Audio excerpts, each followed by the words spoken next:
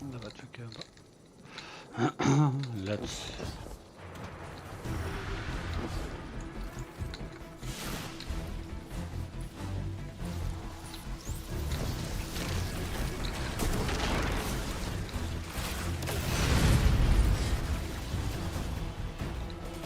This unit has a call sign dating back to the Red War. Gaul's Elite. They were here the day the tower fell. They're wearing devices. The yoke of control. Maya Sundresh, the conductor, controls this legion. That's impossible. Something isn't right. Yeah, something's right.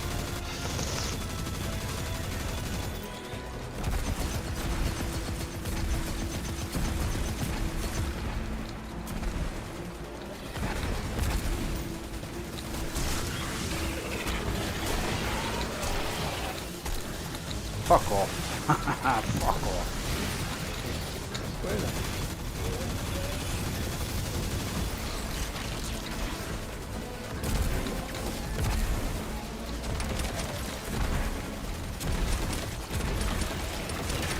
Vex working in coordination with the Red Legion.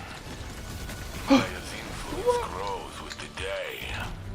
She has access Stop to it. the entire Vex network. She must have found another timeline where the Red Legion are still around and yanked them into ours.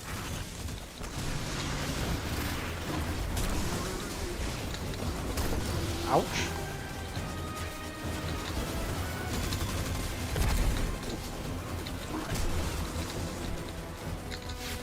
Well.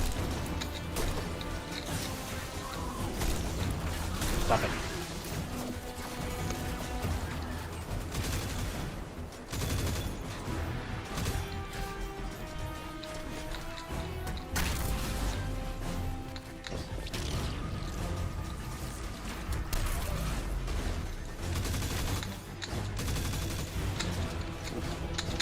Oh.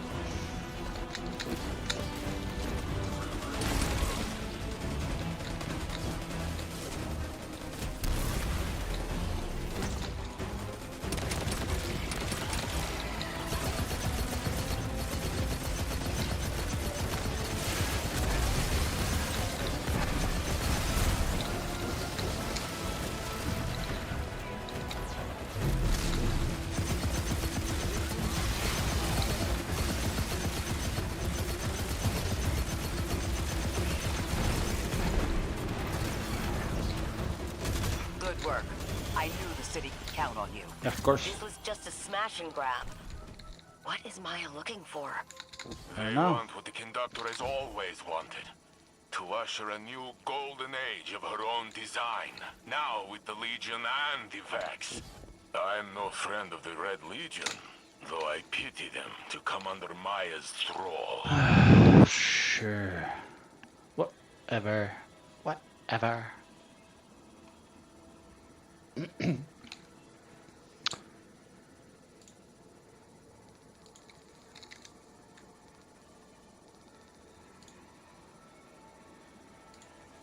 Ska vi se. Vad är det? Ska vi se. Vänta. Okej. Okej.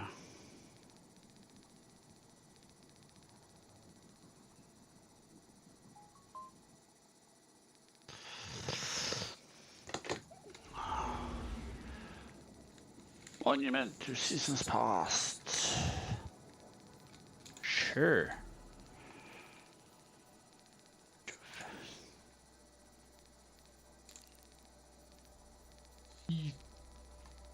It is easy.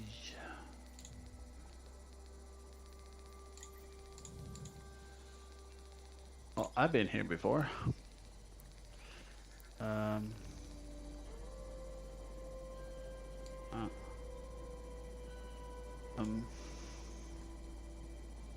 Okay.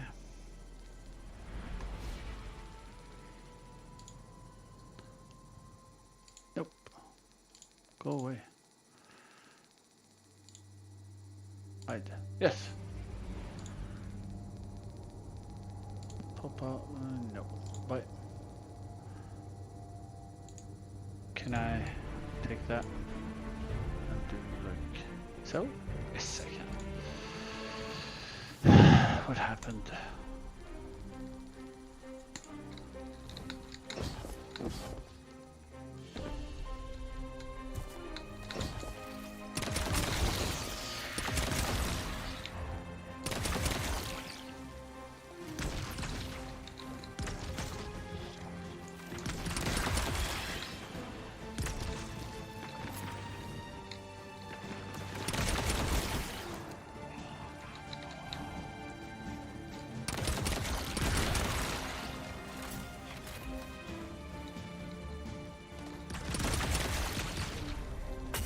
Come on. Where the...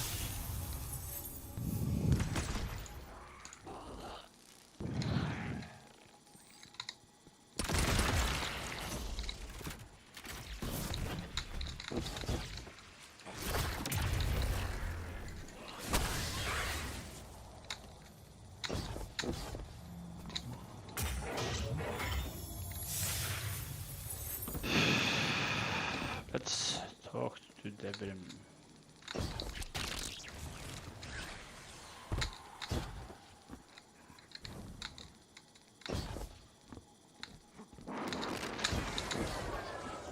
Hello, boy. Or Looking something. for something? No, not really. I think I found the whatever I was looking for.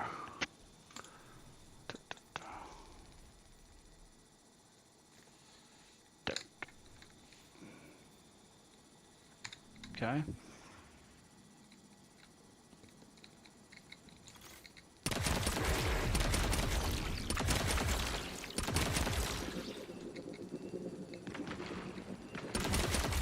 Ready to get back on? Oh, hell yeah. I was born ready, motherfucker.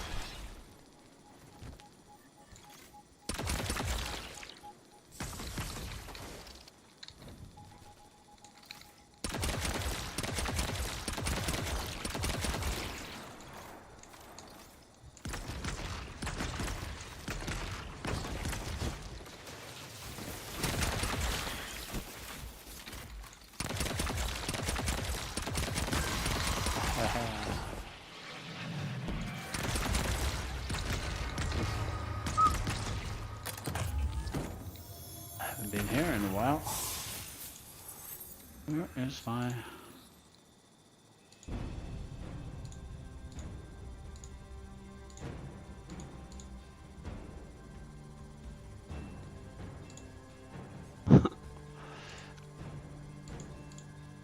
Hang on.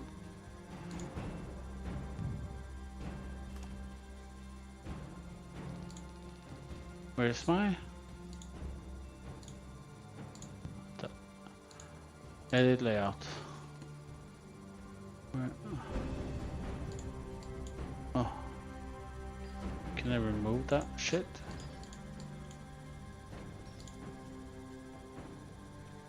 No. Fuck. Can I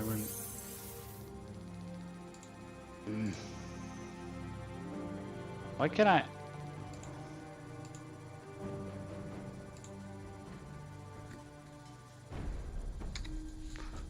Okay, where is my fucking stream?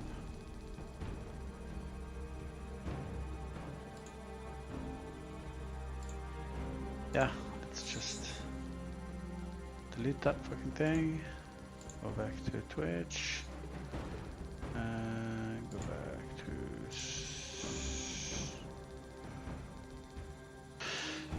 Stream Manager.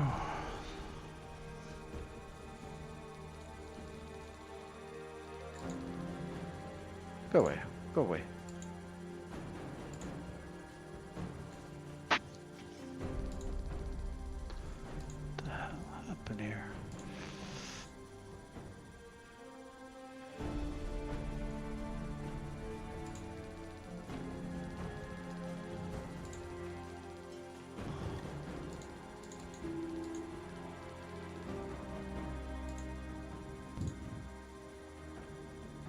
Oh.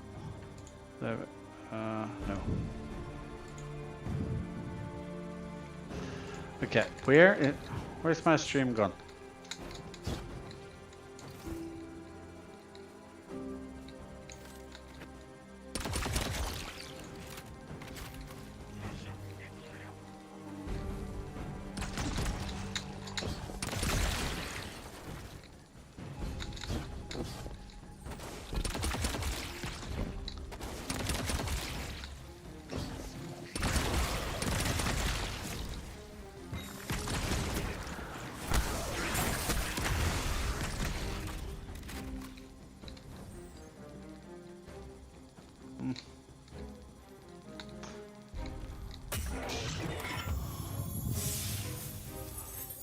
Where?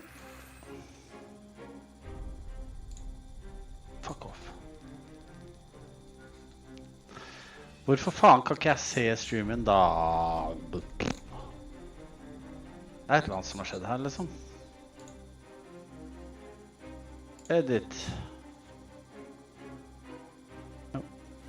Bye, bye, bye, bye.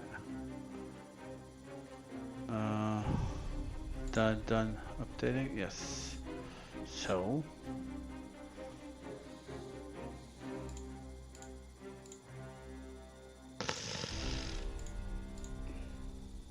There we go.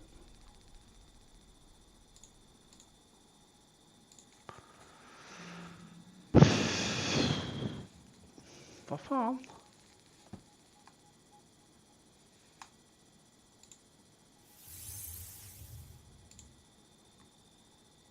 Det er set to default. So why?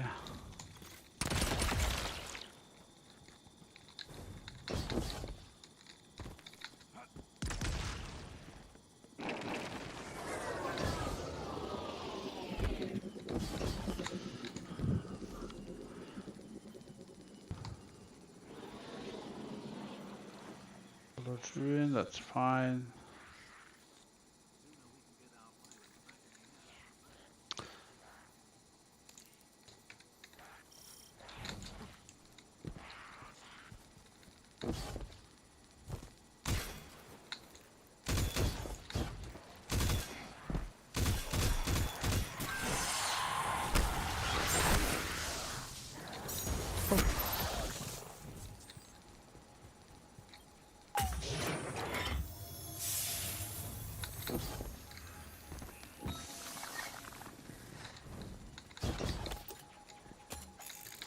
Okay, so where the that's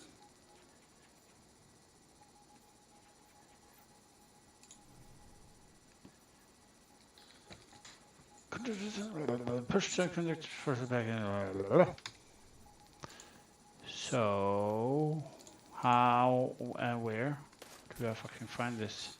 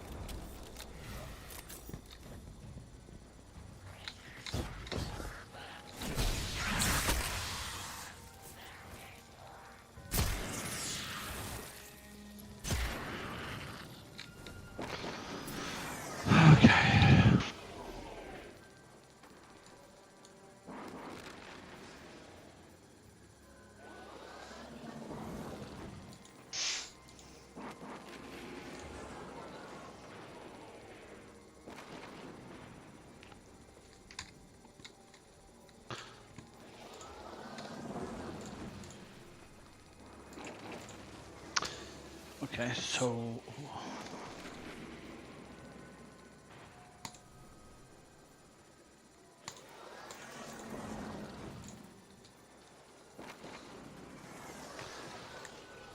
new territories reclaimed. Is that here or is it?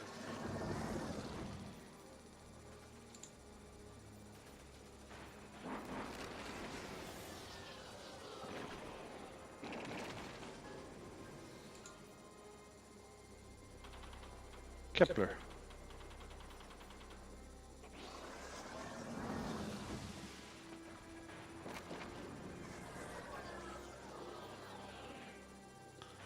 I'm still not I'm kind of not understanding this shit.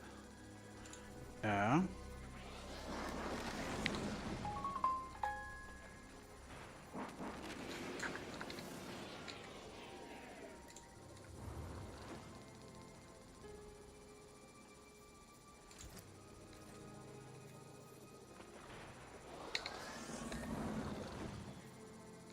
Oh. In fuck's name, okay, so let's try that fucking thing then.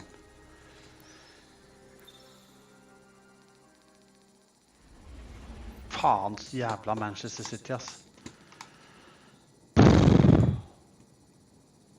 Okay, and why are you dark?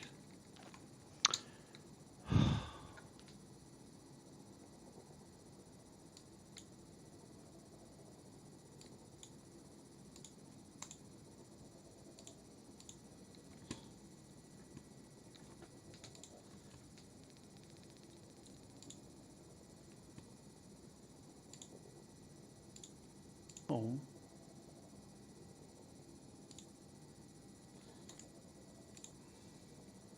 Hvorfor i skjorte faen skal det være så vanskelig å se min egen jævla stream, liksom?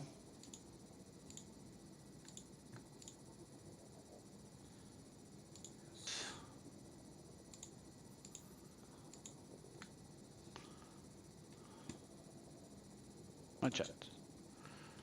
Again, doesn't really fucking help me, does it? Du da.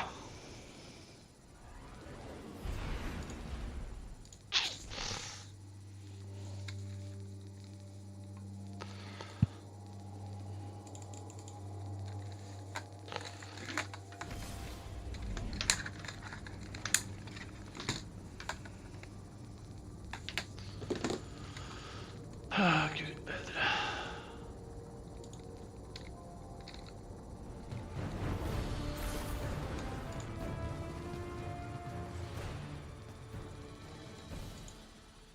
Yes, but it's not supposed to be like that, is it?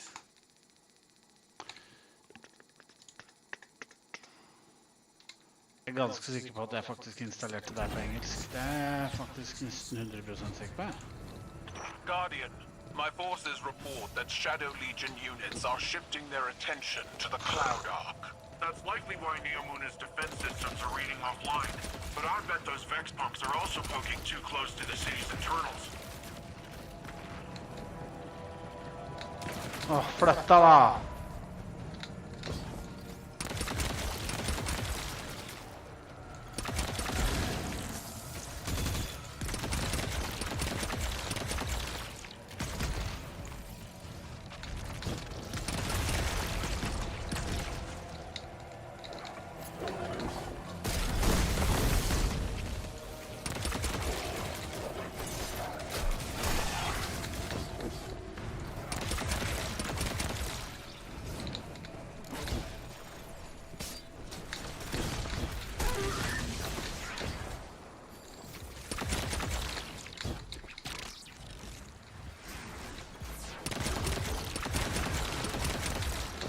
Since when did you fuckers start to become visible?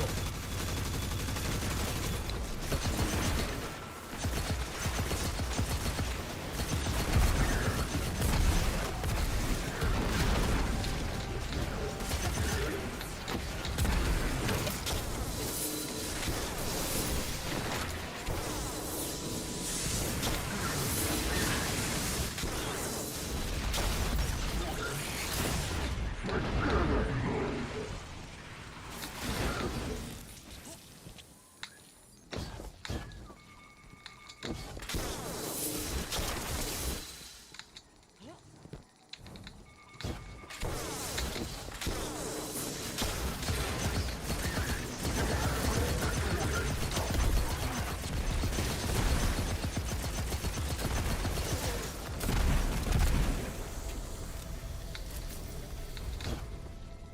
is... Is that a Taken Blight? The Shadow Legion are forcing Taken into that Vex pod. The Vex net uses similar gateways as the Cloud Arc, which means they could infiltrate the network and gain access to the Veil. Fuck. Taken Why are am I- relentless, especially under the Witness's control. We need to get in there and stop them.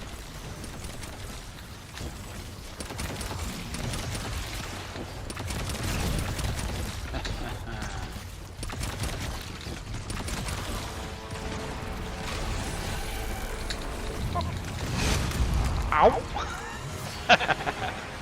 Hops! Come help me, mother fluffer!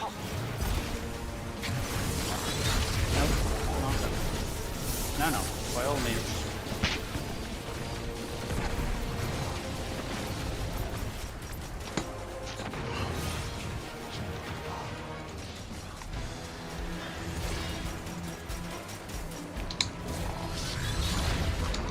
Somebody's using the same gun as me.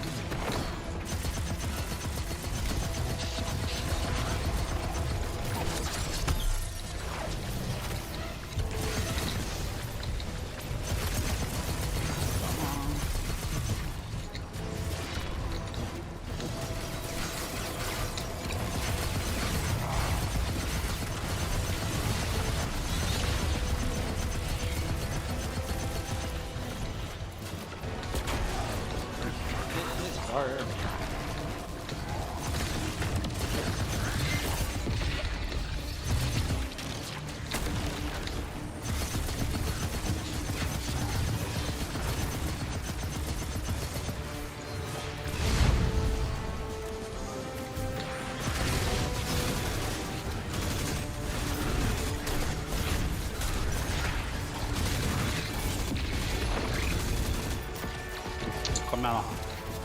Come on. Motherfucker. Ash, nobody's scared of you.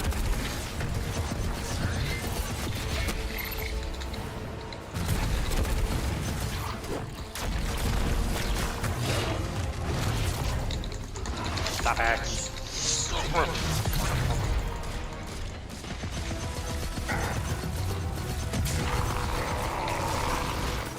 Portal is clear. Let's follow those Taken and remove them from the system. Agreed.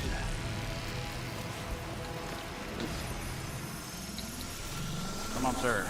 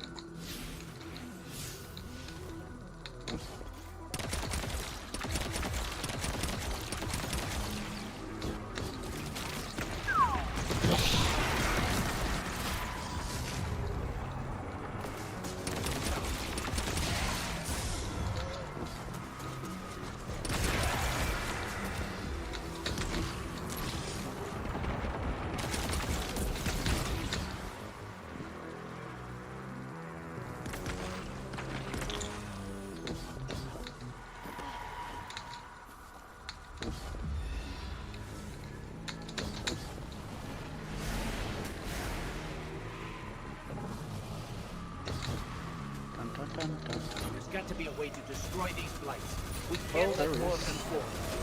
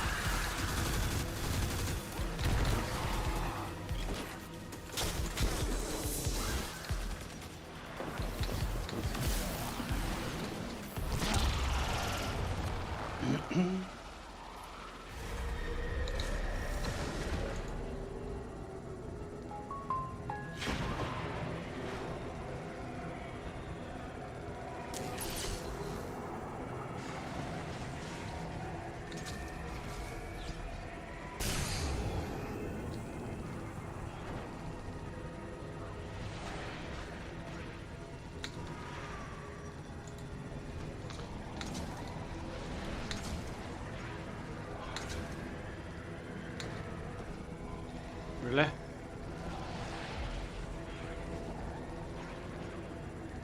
Det er fremdeles som står der nede der, vel? Dudes. This is where we're going. Ja, gå av sykkelen, din forbanna idiot.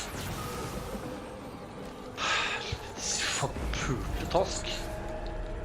Trykket jeg på åpne-knappen? 100 ganger, eller? That's how you exit that fucker thing.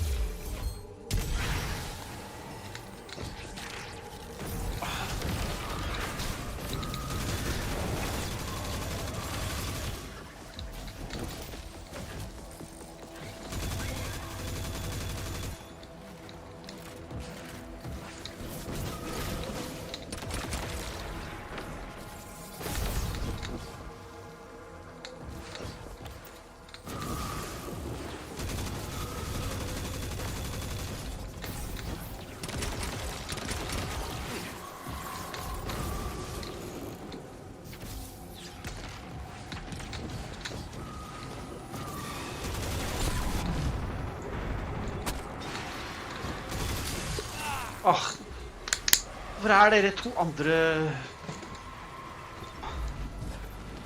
Åh, nå kommer det. Johnny come later, hva eller? Done.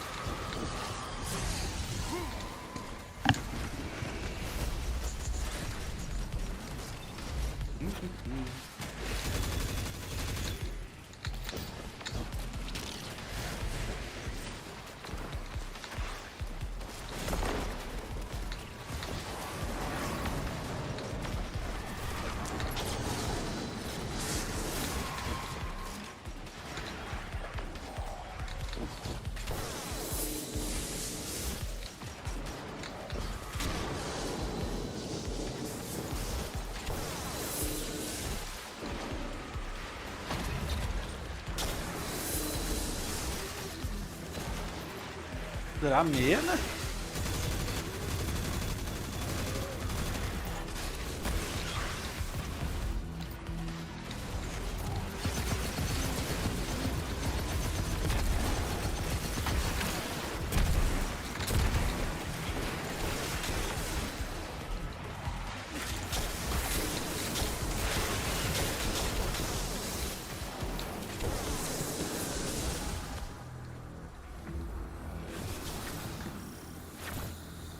Such amateurs.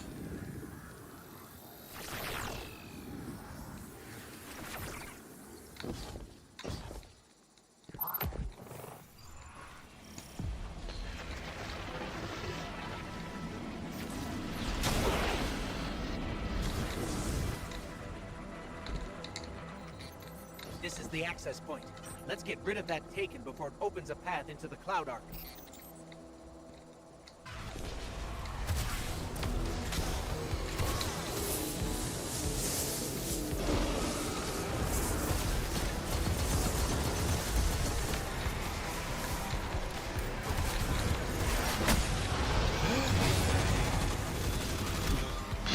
Okay, what the fuck? I put it there.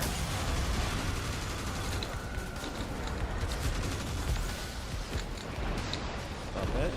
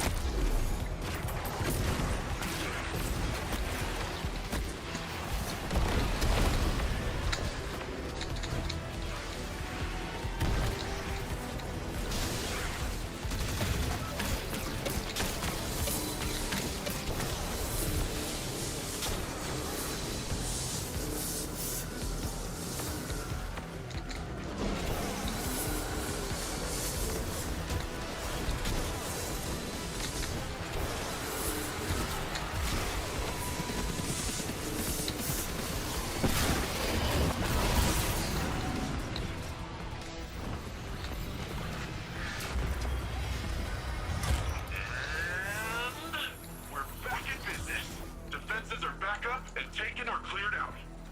Yes.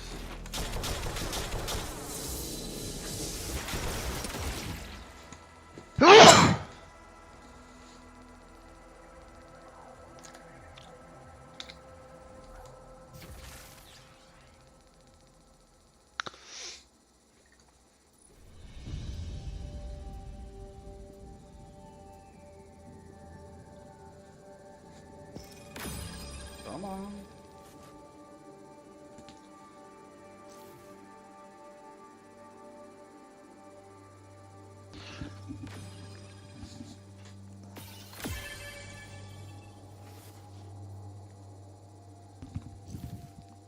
Accept. Så när jag trycker på... Ah, ja, that's...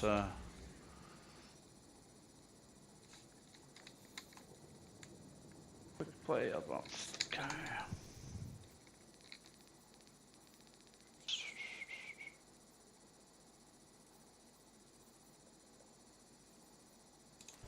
Let's try a rocket launcher. Let's also...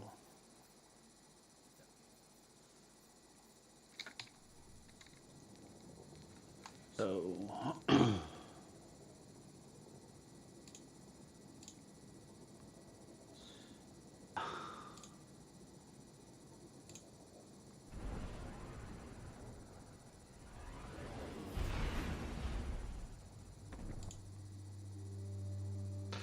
Ska vi se.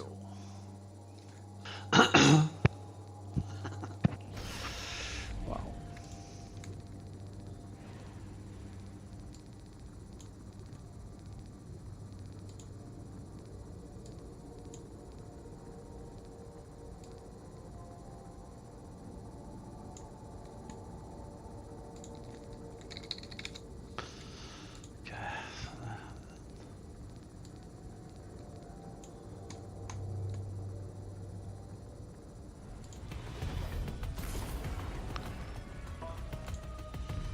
I am fucking sure.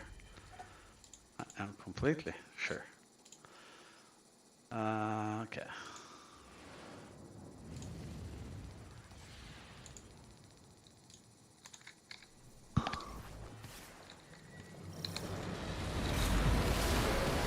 The Cabal are entrenched, prepared for our arrival. Kan du gå av? They've erected a proving ground outside that massive tank.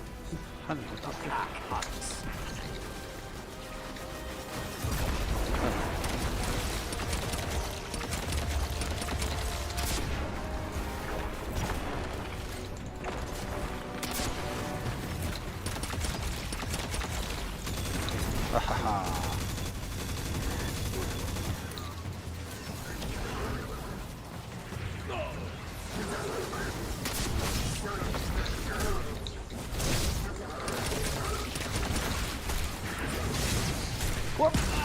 What the What the fuck?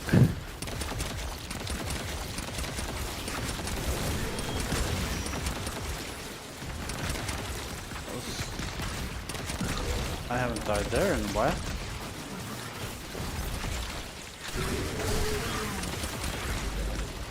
Jag är ganska säker på att jag gjorde det där, men okej.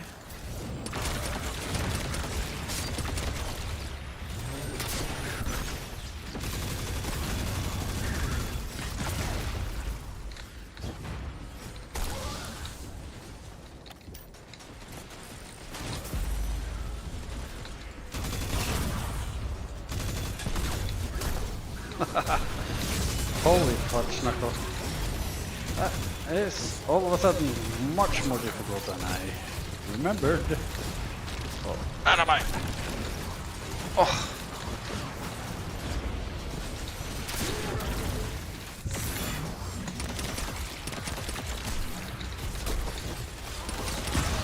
Bye bye.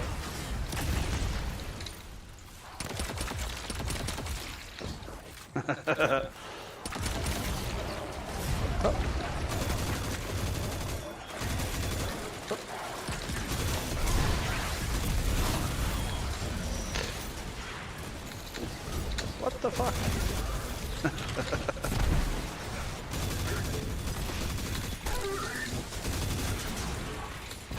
What did you call me? Hmm?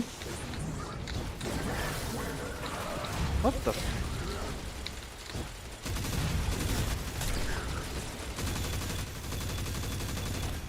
Stand still, motherfucker.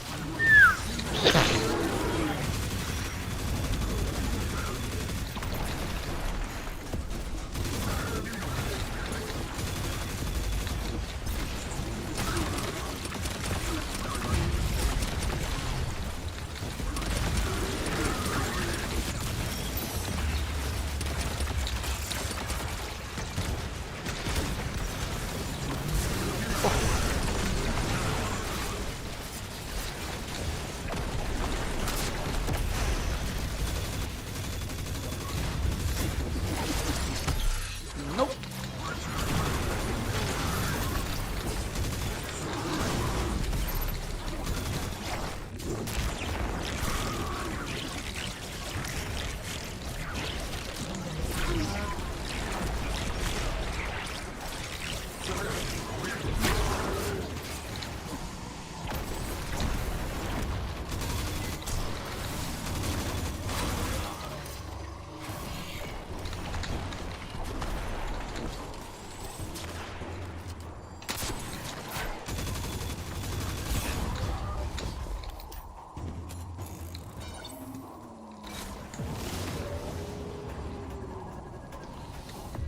You're going to face heavy resistance up ahead.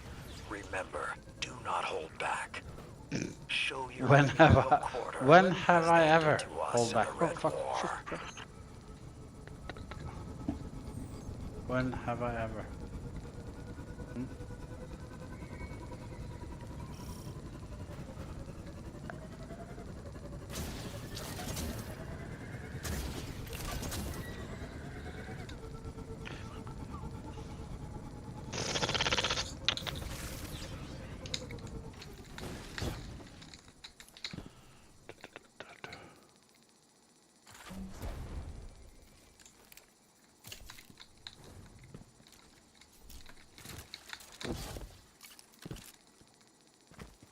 Okay.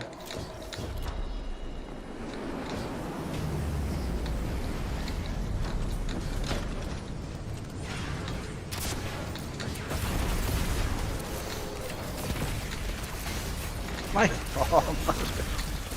Langt opp på hullet.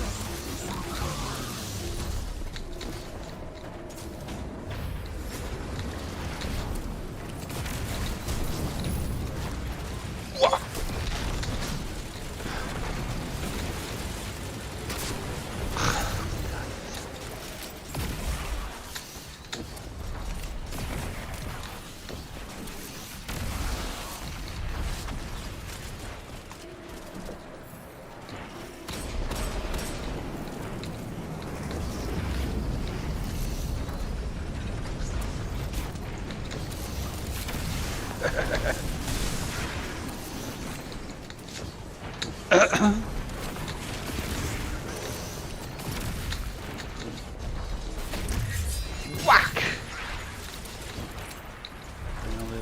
Whack fucker. Nei, han har kommet bort, ja. Snart. Ja, det gjør han alt.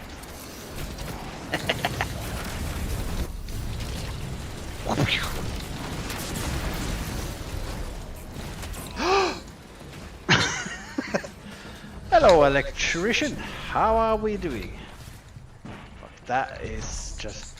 That was horrible timing. Long time no see, dude.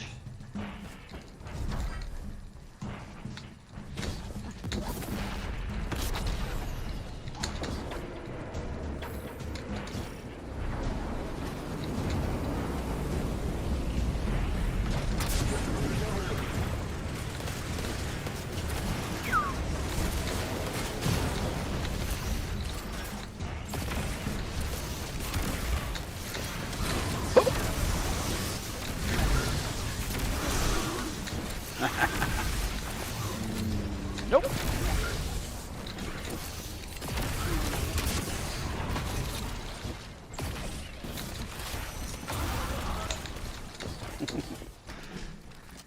Yep, I am almost out of... Oh, you're doing great. I am glad to hear it. I am glad to hear it. That is good. Good. So, what have you been doing this summer?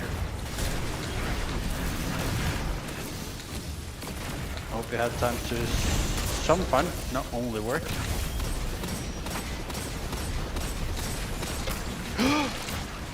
What the fuck are you trying to do? Are you trying to kill me? Are you trying?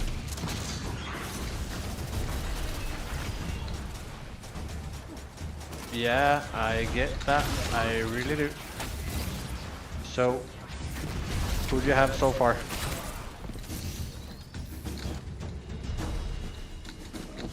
Now, begin the rite of proving. Show them what we're made of. I'll show you what we're made of. Leave them trembling. Oh yeah.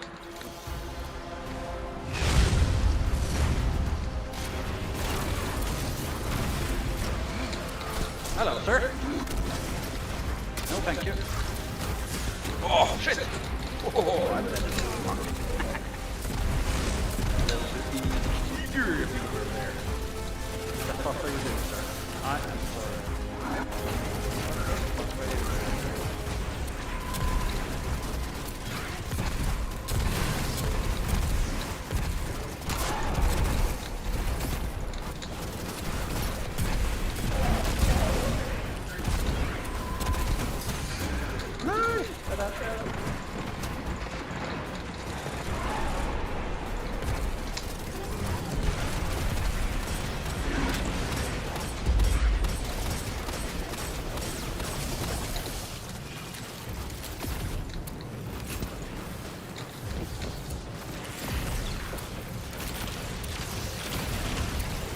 Stop killing my stuff, fucking asshole.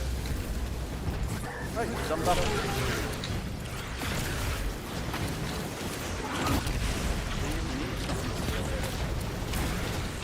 That motherfucker.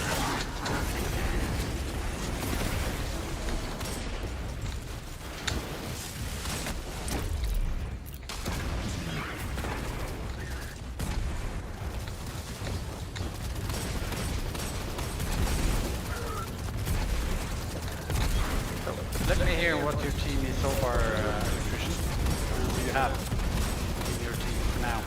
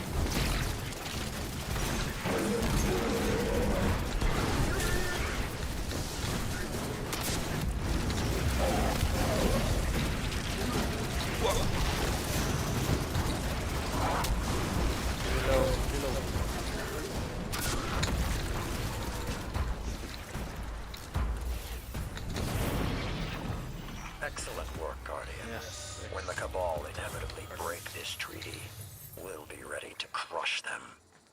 Until then, keep up the good work. Oh, hell yeah. I'm going to keep up the good work. I want to see. Okay, I need my...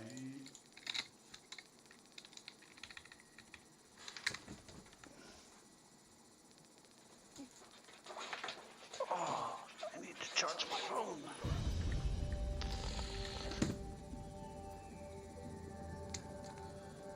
There we go. There it is.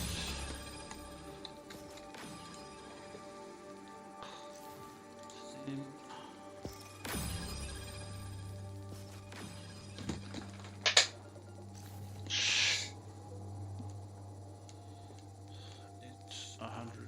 700 degrees here.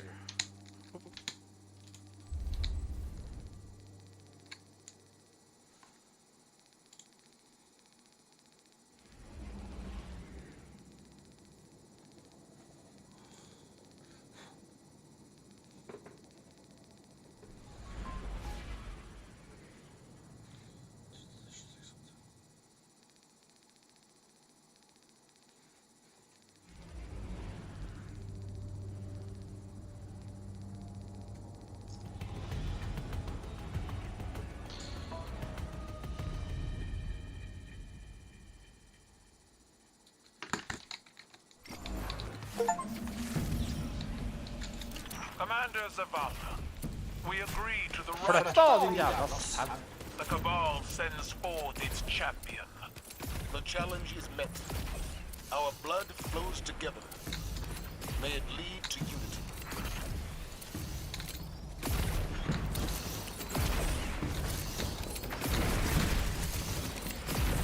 Come on.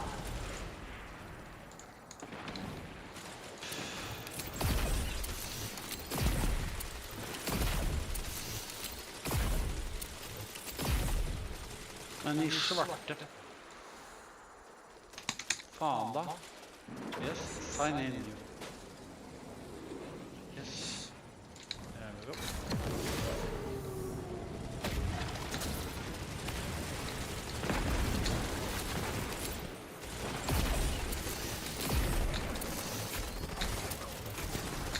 Oh, fuck. You need to stop. Stop walking in front of me, motherfucker.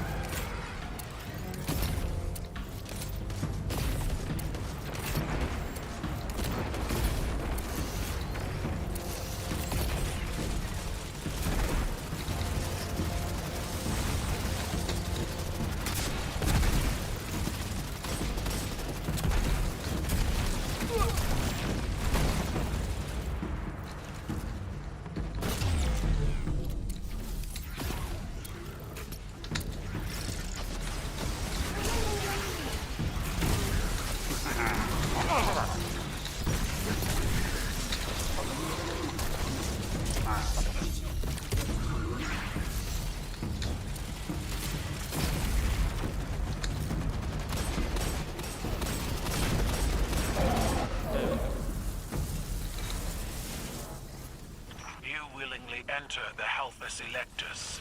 I welcome you, but my forces, they do not. Kom near there. Come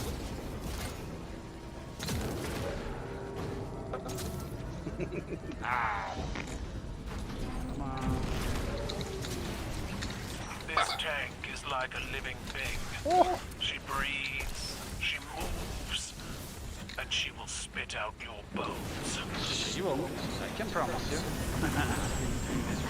We lost our world to the Hive. Why will you not stand with us? You crawled through an Imperial tank, fighting against an army. For what? To stop another despot before they pass beyond the reach of reason.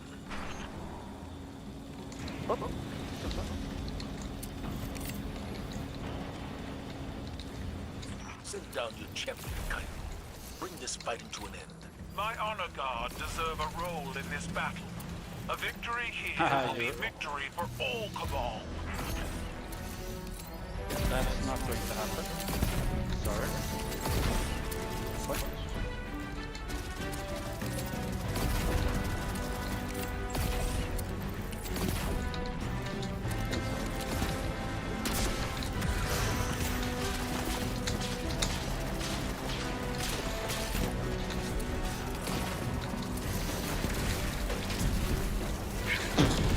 Bye-bye. Wait.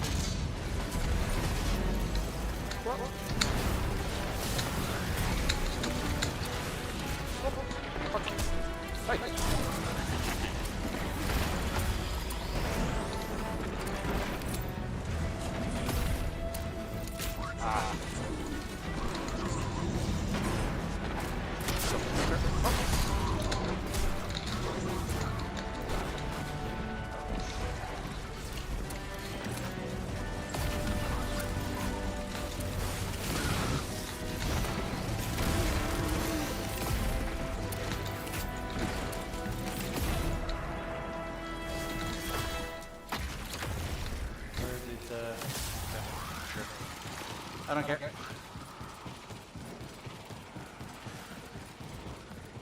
Keep working your way beneath the outer plates. Okay. You emerge near Why post me in the kick well, I I don't have give a shit. prepared further challenges for you. A banquet of Why did- combat to test Aw. your resolve. The Guardians are coming for your champion. They're not here for your hospitality. And my father said you were such fun. No, he You didn't. seek to drive a knife into the heart of my tank? My troops will defend its life with theirs. That won't help much.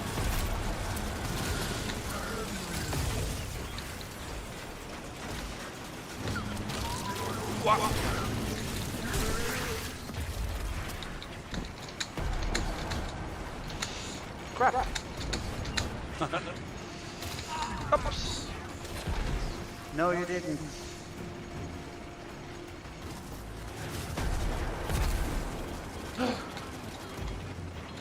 You did not find my stream on the kick sites. I have never been banned or kicked from anything. So stop lying. What the? Oh, yeah.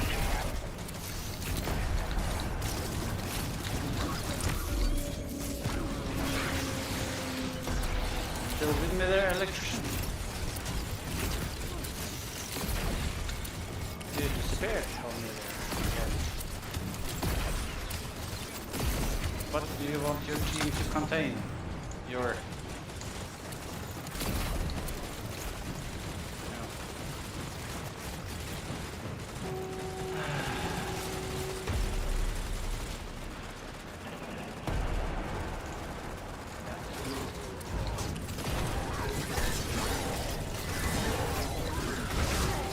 What the fuck?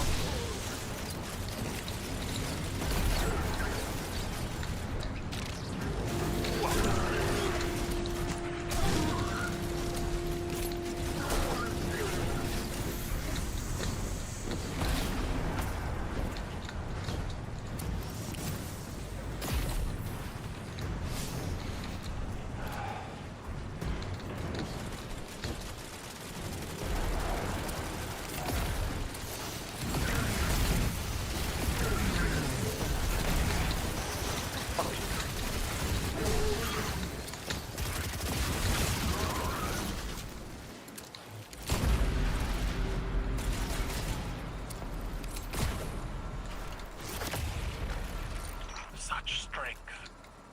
Look what your light can do. I seek that power, not for myself, How but can for I- my people. How selfless. Perhaps we can discuss this further after your people stop trying to kill us. There's no Title, discussing prepare your this. champion. We will murder all. Are you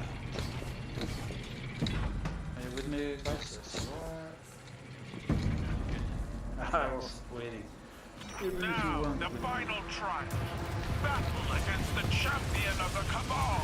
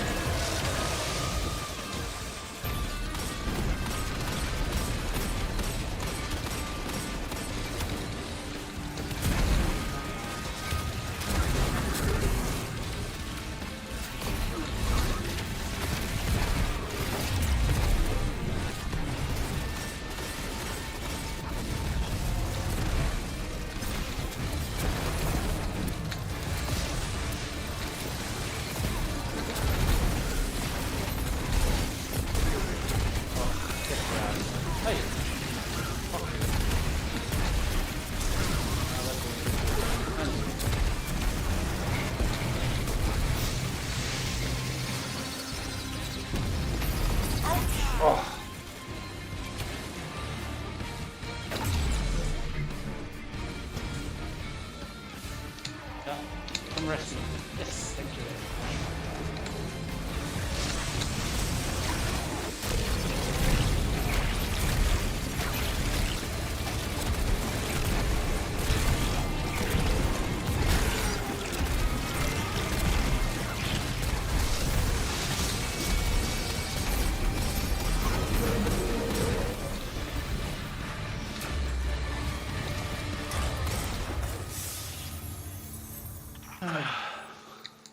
Champion falls. I pride myself on seeing the strength in others. Why? But yours can no longer be denied. When can we discuss this treaty of yours? As soon as I debrief the strike team, Empress. I hope the blood spilled here today will be the last. I hope not. I'm ready to spill more blood. Don't be shy. It's fine.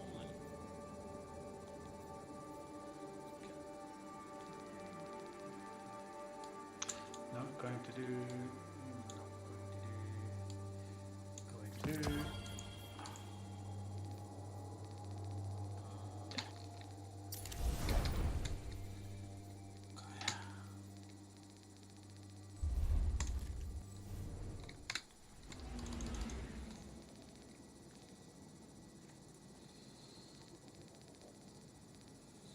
Men det er ikke noe vits at jeg driver og sletter ting hvis du bare flytter dem etter din idiottelefon. Faen, ass, det går an. How can I kick that? Ugh. No. Can I?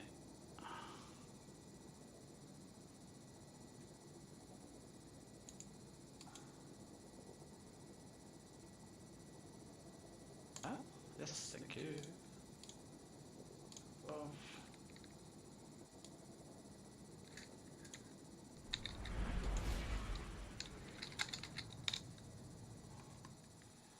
Oh shit, I want to. Holy crap. Let's let him some air here.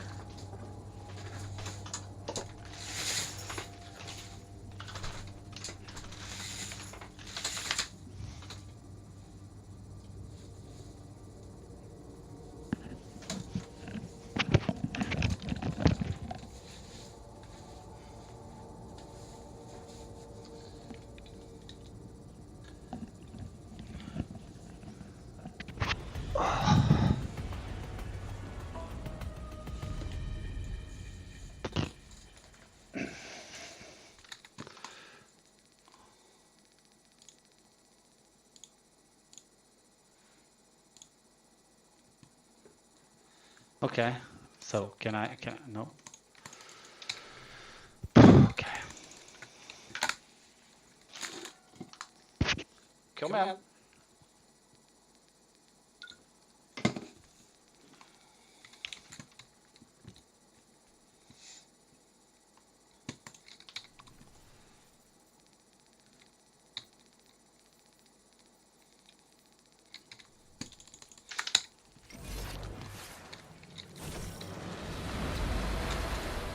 The Cabal are entrenched, prepared for our arrival. They've erected a proving ground outside that massive tank. The pack hunts.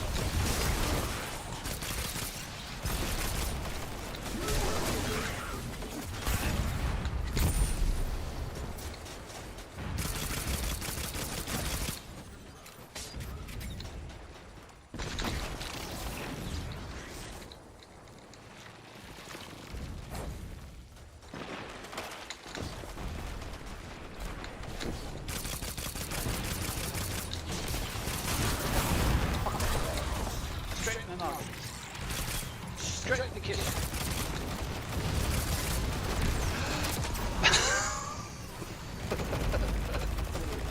Hops! Wrong way. I was actually aiming for this. That didn't go so well.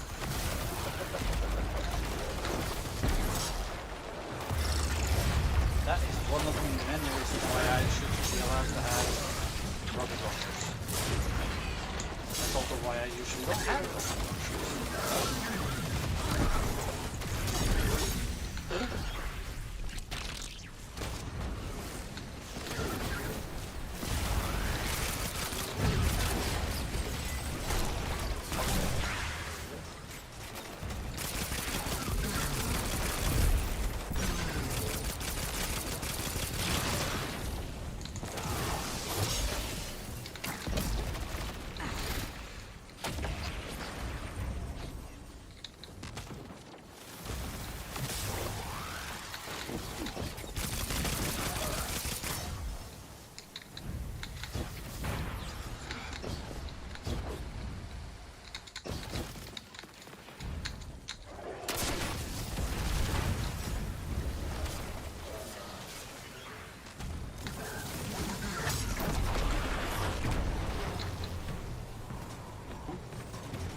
Where are you? Where you at, motherfucker?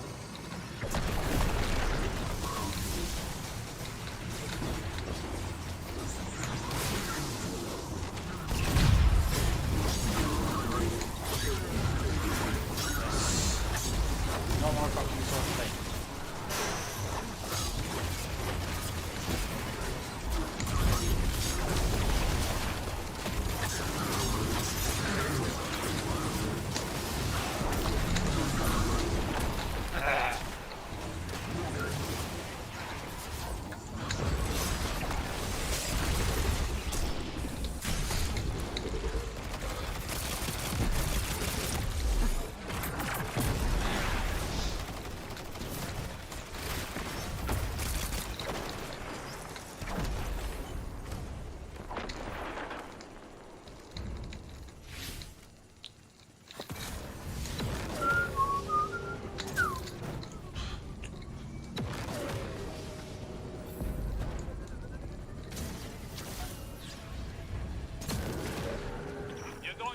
Heavy resistance up ahead. Really? Remember, do not hold back.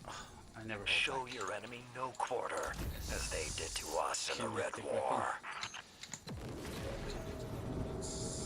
Weapon number 1. Okay.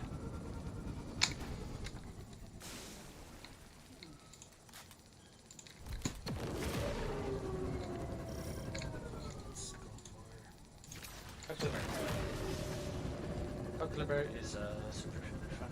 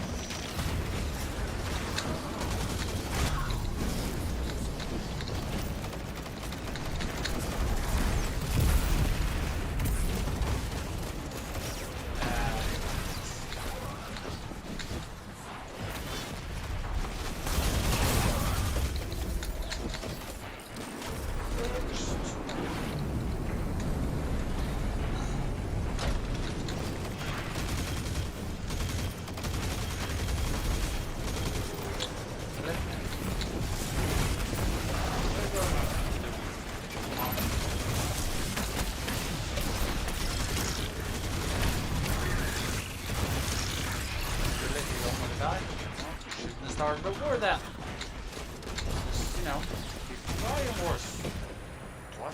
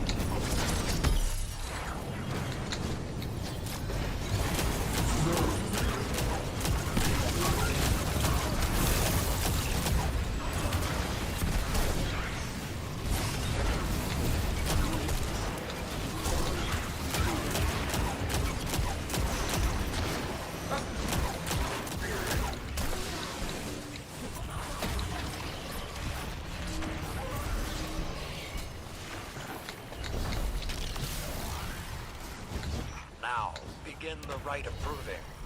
No. Show them what we're made of. And leave them trembling.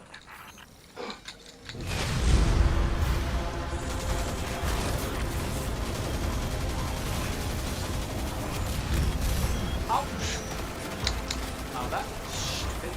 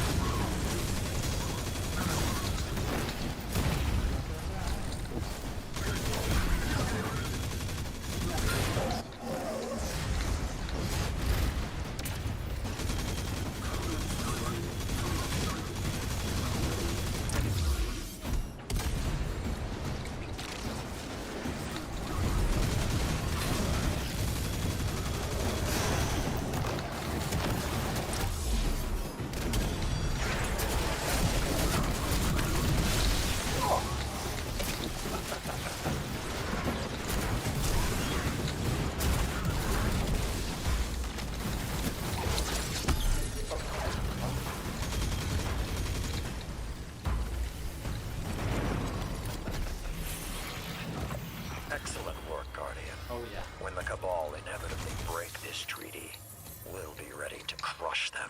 Oh yeah. Until then, keep up the good work. Nope. Never. Didn't go to work anymore. Fuck off. Okay, a little bit more, but then it's over. Promise. Never do this again. Maybe. I don't know. Who can know those things? You know? It's just...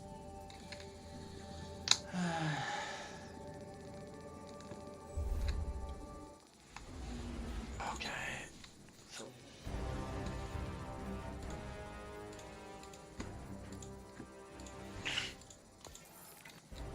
Ooh. Look at this shit. I am level 4. Holy fuck. Let's go. Let's go. Tower. Become all shiny and shit.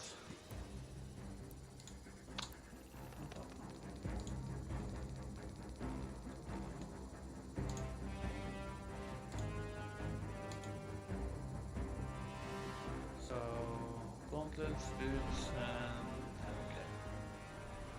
Basically the rest of them. I'm so glad I didn't just fuck it. Or knock. Such a bullshit thing.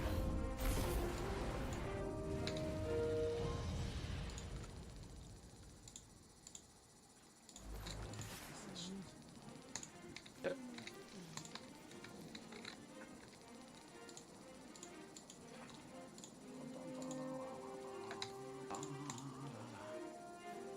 Herald, helmet boots, axeman, warboy, shits. Clean that fucking shit.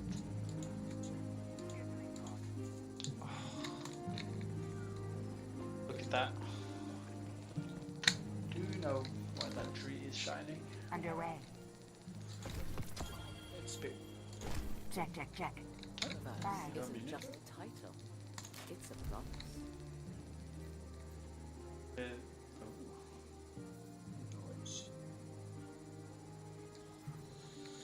Okay, nothing super duper good.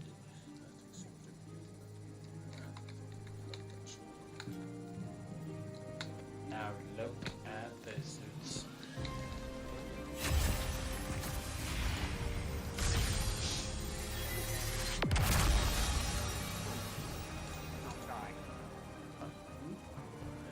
Oh yeah. Duh. Look at this.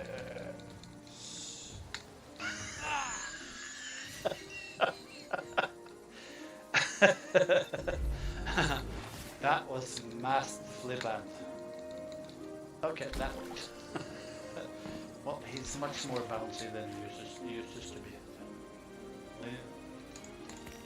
And normally it's exception. That's pretty close. I'm sure I'm selling Obviously, something he wasn't that worthwhile. bouncy.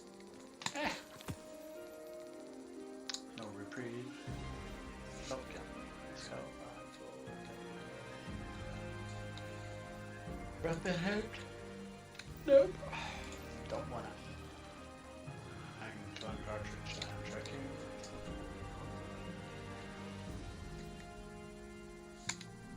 Come back soon. Hello?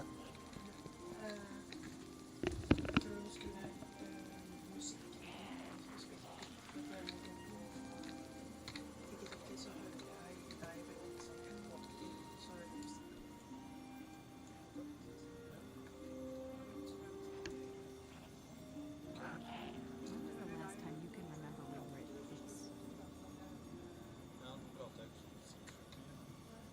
Has something been chewing on these? Har jeg mute? Der, ja. Ja, nei, men jeg kan dempe musikken litt, jeg. Det burde ikke være noe problem, det. Ja. Nei. Jeg skal på ha med noe drikke og sånn snart, så. Reisha. Ja, du gjør det. Mesa? Oh, everybody?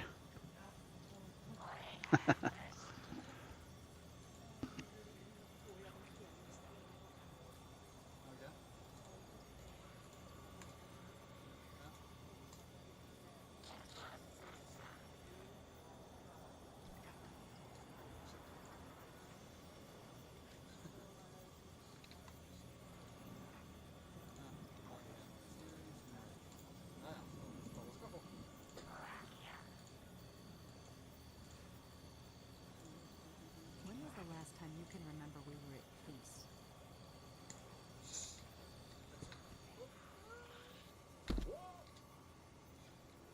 Ever? Yes. I think that's unmute. No, fuck off. Seriously? There we go. Yep. There we go. Oh. Dun, dun, dun. Well done.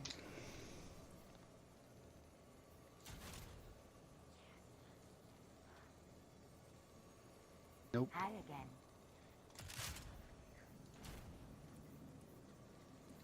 204, 207. Let's Yes. check.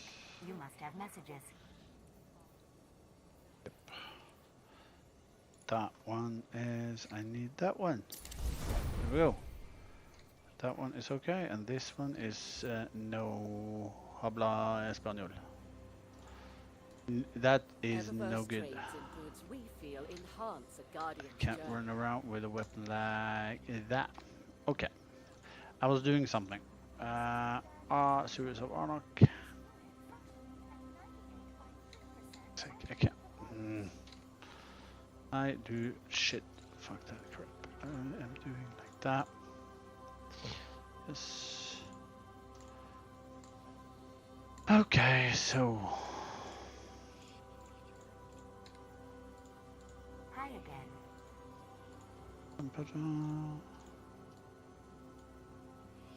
I need a couple of armigers. Who gives?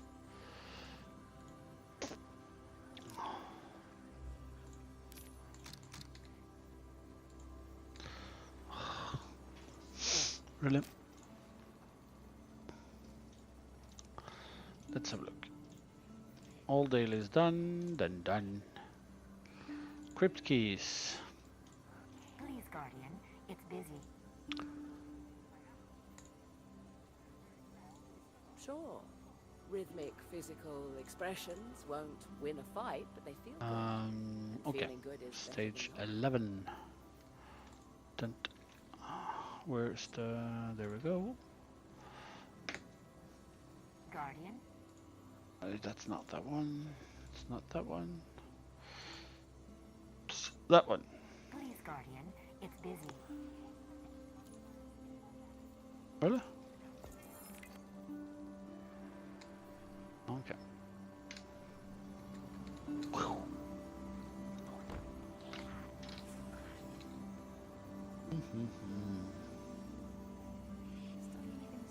Got it.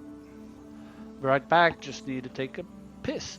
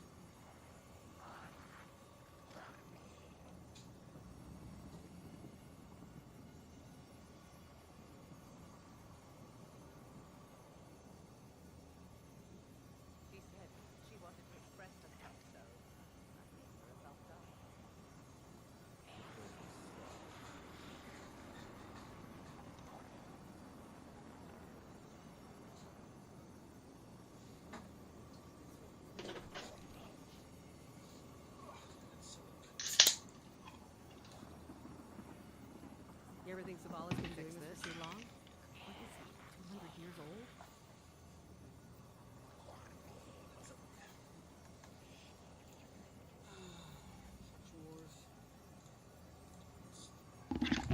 Let's do some fucking faction wars. So now you gotta wonder. I do like. I was confident going into that. I was confident going into it, but the execution was quite frankly awful from Manchester United. Yeah, it was piss poor. Now, the first two goals, the first goal, I was a bit annoyed at half-time actually, because I thought United had been way better. It's irrelevant now. It's absolutely irrelevant now, but I have to get it out because it annoyed me so much at half-time. Okay. The commentary team, outside of Roy Keane, the pundits, they were saying, oh, City have been fantastic and blah, blah, blah. They were good in the second half. They weren't that good in the first half at all, I don't think. And they were saying, City have exposed United's system. And I was thinking, no, they've not. What's happened? Doku has done Luke Shaw 1v1 with a brilliant little bit of skill, gone right through him. He's took it to the byline and he's tried to cross it. From that moment, it's ricocheted off Ugarte. Now, that could have just been cleared. How many times do you see the ball in that situation and it gets punted out for a corner? Happens all the time. Yeah. He doesn't. Ricochets back to Doku, who just floats one into an area. And Bruno Fernandes has allowed Phil Foden to run off him. 1-0. How was two people's errors and one bad bit of luck with Ugarte? You can't blame Ugarte for that. Like, you can't say, oh, he should have cleared it out for a corner. No, if he did, nice one. If he doesn't, unlucky. It's just one of them. Bruno's allowed Foden to run off him. He's switched off, showing that he's not fit to be one of the deeper midfielders, unless you've got like a real monster of a defensive unit alongside him. But even then, certain games, and the Etihad away is not that game that you can play in midfield, right? Yep. Otherwise, stick him in a forward three. I think Amarin got his selection wrong today. Yep, he did. Like I said, my point was that they got that wrong. The analysis was wrong, in my opinion, for the City's system as exposed United. Or City have exposed United system. Certainly not for that first goal. Okay, sword and sword. Find the department. Second goal, Luke Shaw gets run off. There's nowhere near him. Luke Shaw had an awful game. But pressure's going to be on the manager because that's how it works. And you got Chelsea next week and you got Liverpool in like 3 or something. Like this run is horrendous.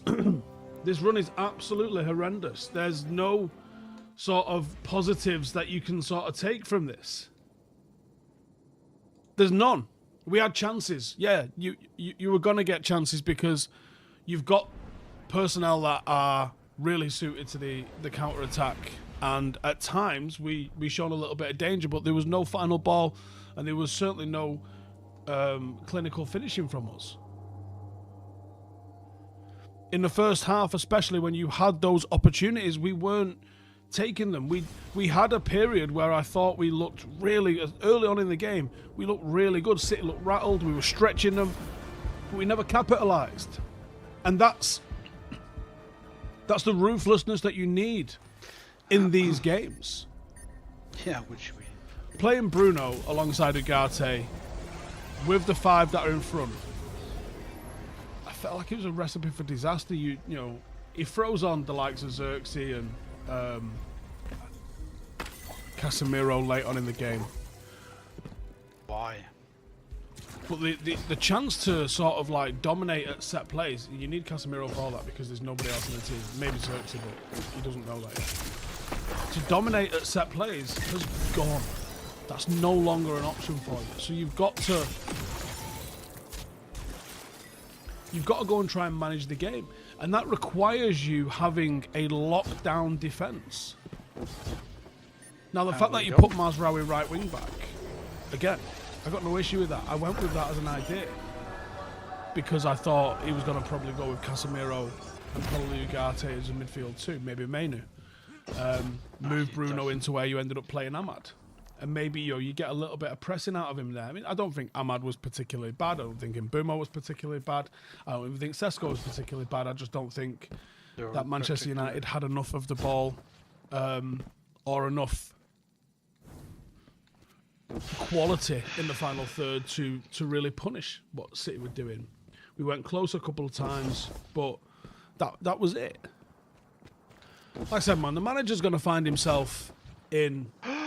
Oops. That was fucking awesome. Under pressure here. And maybe he should. He fucking should. Because he is getting, like, look, ultimately, like, yeah, things are going to take time. No doubt about it whatsoever. But we're not seeing tactical changes. We're not seeing him learning from the mistakes that he's making. Players are allowed to make mistakes, right? And then they have to learn from them. If they don't learn from them, then they get moved on. Managers are no different to that. You are allowed to make mistakes. That's what that last 9 months where we've not won a back-to-back fucking game has been. You've been allowed to make a lot of mistakes. You've been given time. Hvordan står det til, Viking? Alt bra?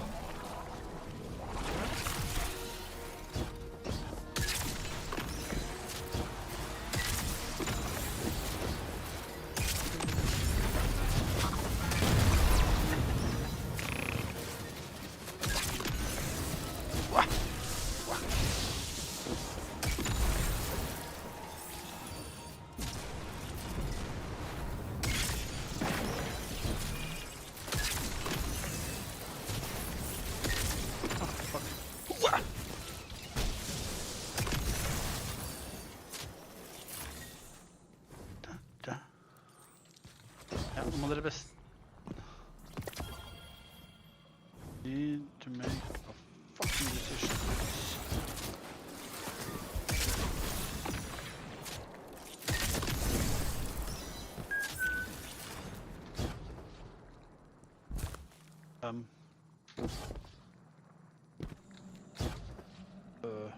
The fuck?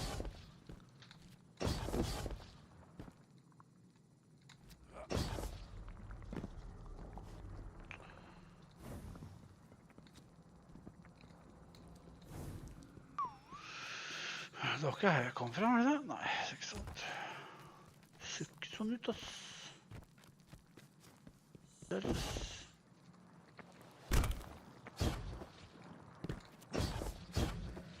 Yeah. Vestigial alchemy. Don't know what the fuck that is, but...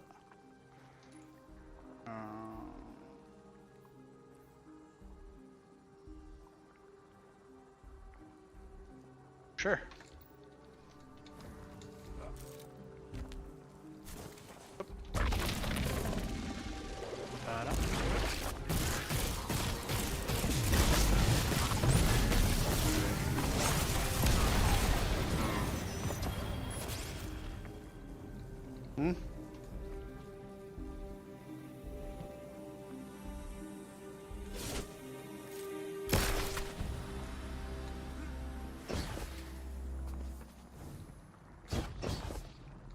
Hvor er den der...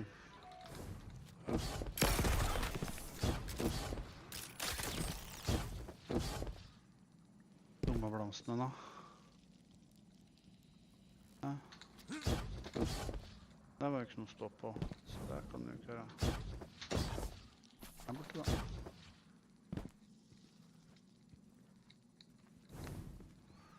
So where the fuck is the flower? Where the fuck is the flower?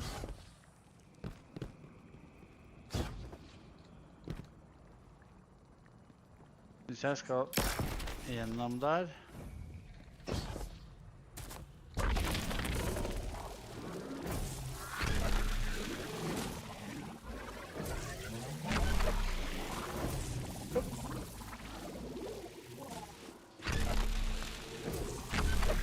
Hvem kan snakke?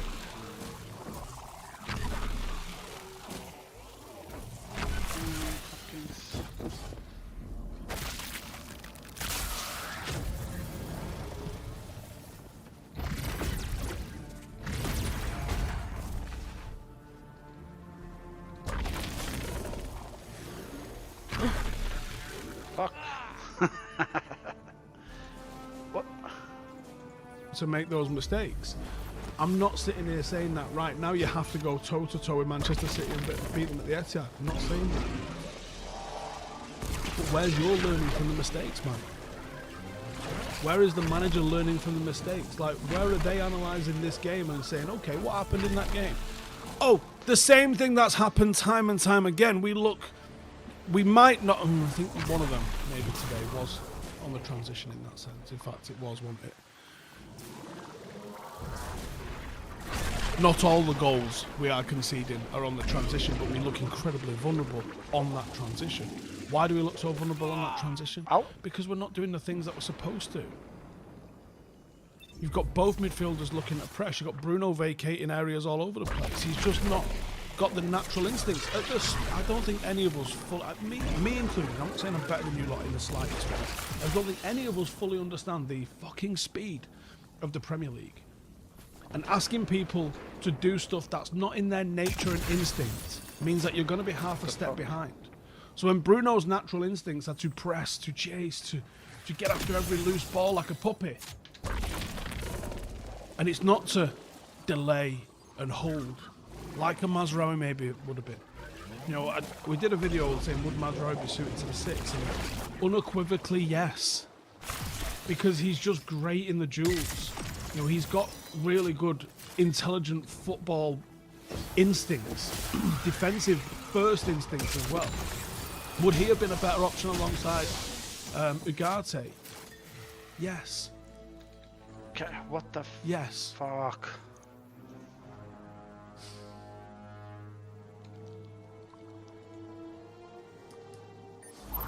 I don't know where you go from here. Chelsea, despite dropping points this weekend, I feel like they're just too good for us to... I don't know how we're going to get something out of them. I just see us getting run ragged by teams at the moment, and I think that the team's taking up the general right kind of shapes on and off the ball, but the quality and maybe the reason why we're taking up those shapes is missing, or the natural instincts within the players in those shapes is missing, because we might be in the right shape, but we're not doing the right thing. You're not closing down the correct rules. You're not picking up the stupid little mistakes. You know, the second goal, you look at the position and everyone. Again, Bruno's pressed. Was it him that got megged? Don't know if it was him that got megged or someone else. We close them down. We have players in the right position. Lenny Yoro gets nowhere near his man. Luke Shaw gets nowhere near Erling Haaland, even though he's quite clearly the one that's marking him. You know, I thought Luke Shaw had a terrible game, but he certainly wasn't on his own. Bruno had a terrible game, but Ugarte was poor. Dogu started well and then offered next to nothing in the second half.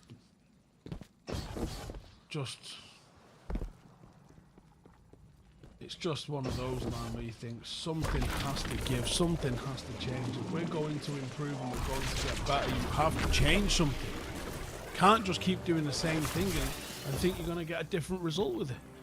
It's not going to happen, man.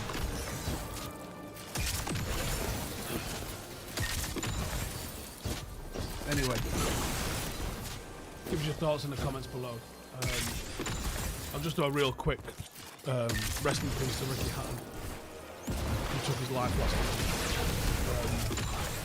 I will do a video tomorrow which I will just entitle My Walk in the Morning. I think is the perfect time to reflect on it. Not, but you know, I will cover this tomorrow. I wouldn't call Ricky Hatton a friend. I didn't have his phone number. I just never met him. But I've got a lot to say about him, his legacy, and stuff like that. And one of the reasons why we do that video in the morning, and the last few ones we've been talking about, you know, checking in with friends. Well, this is why. So I will do tomorrow's morning walk in tribute to Ricky Hatton, a great funeral, and that's what we'll do tomorrow's video on. And we'll just put a full dedicated video to him. Anyway, that was embarrassing, wasn't it? I don't know if it's going to get any better over the next week. Cheers for tuning in. 5 things, player ratings, and we'll talk about the game in the morning. Take it easy, everyone. See you later.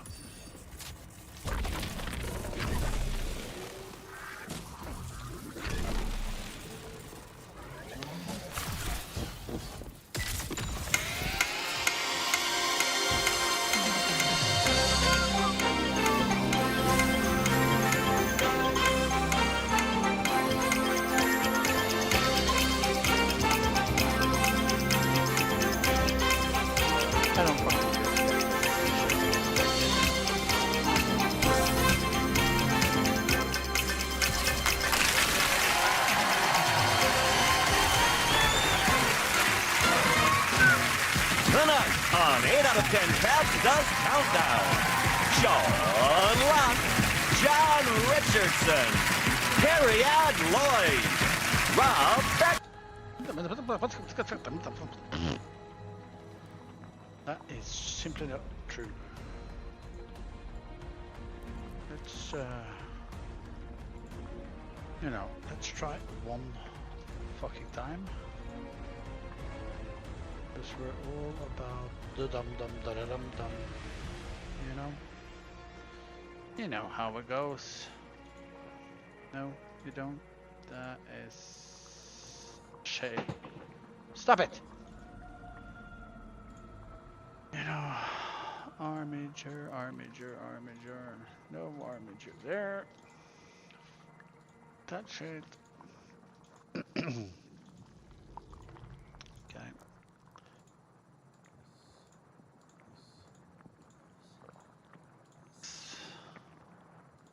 Okay, so this shit 5 times in Classic Arena.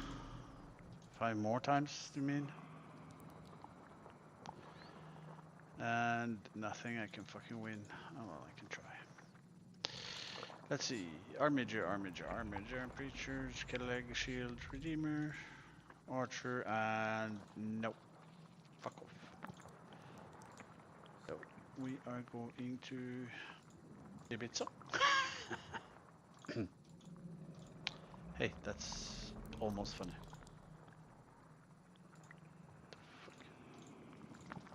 Okay, so 4 more.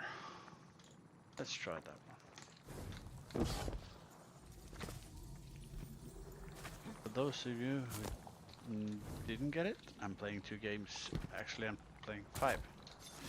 4 of the same.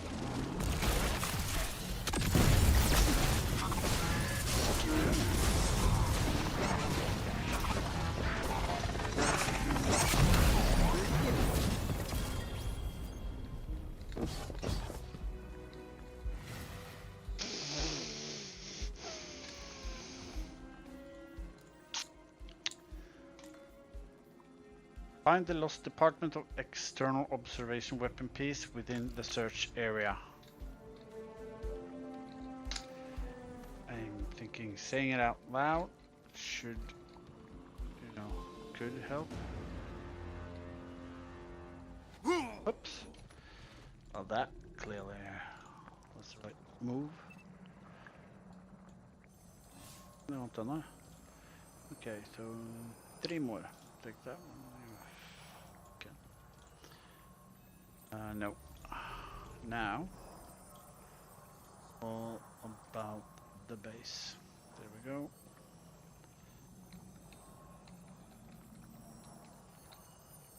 Attack that. They are home.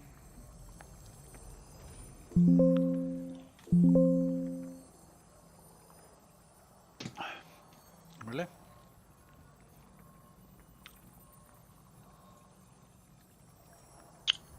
Yep. Yes.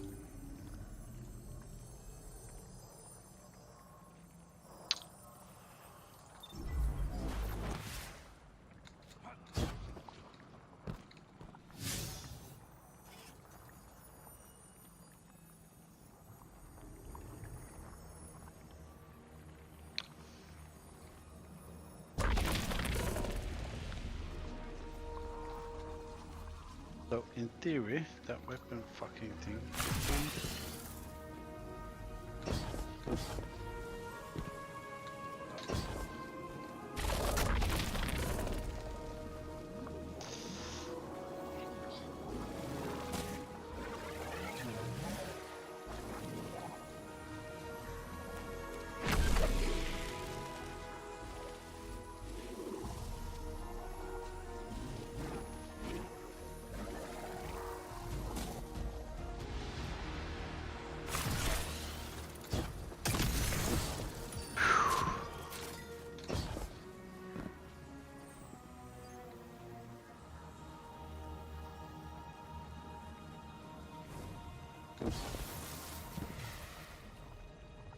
I am supposed to be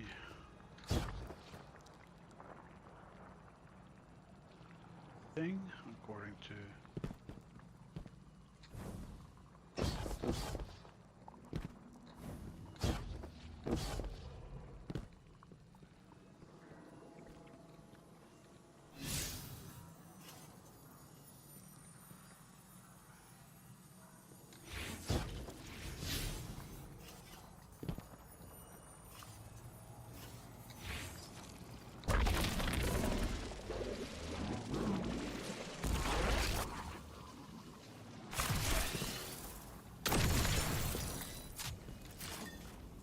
aha.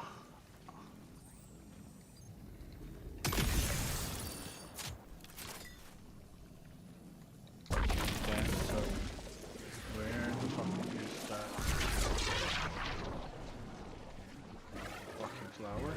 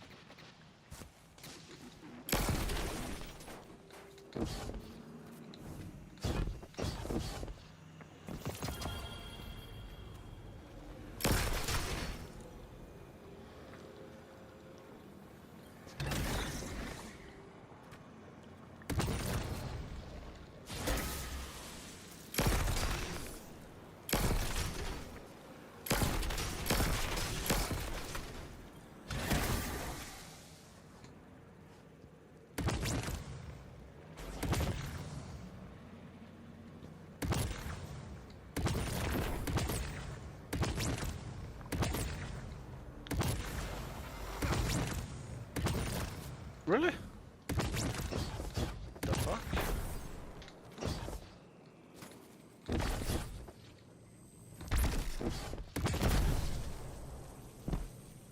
You better run, motherfucker.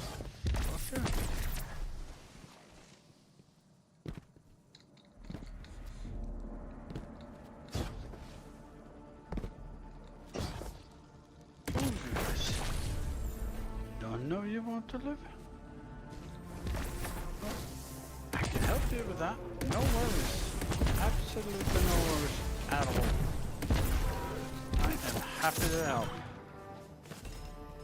You know, spent my life doing customer service. I can keep on doing that. That's no problem whatsoever.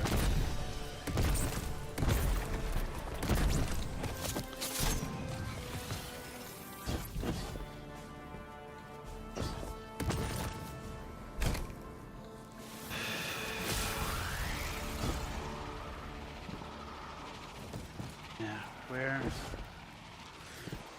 Flower.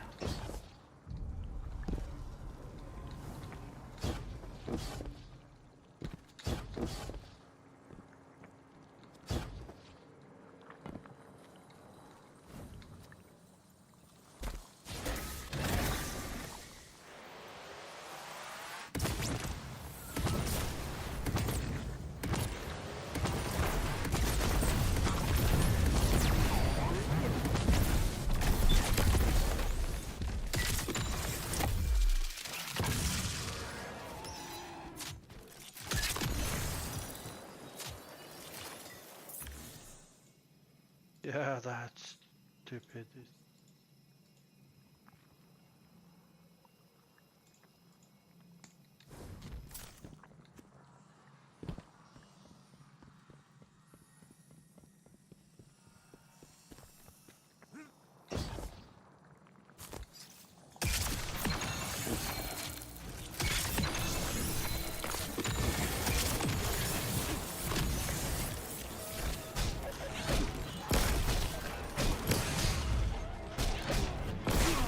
Hokus pokus. Agent.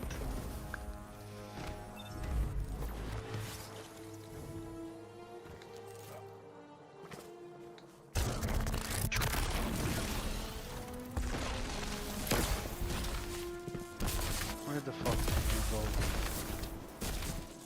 Shit.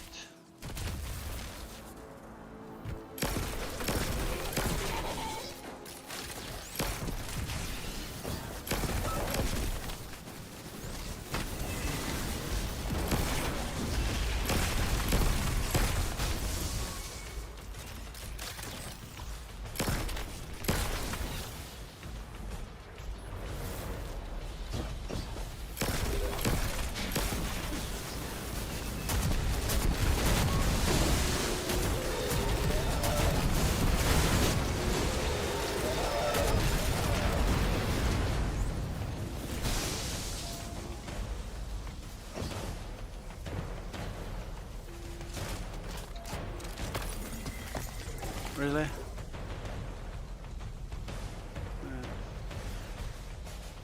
It is quite alright.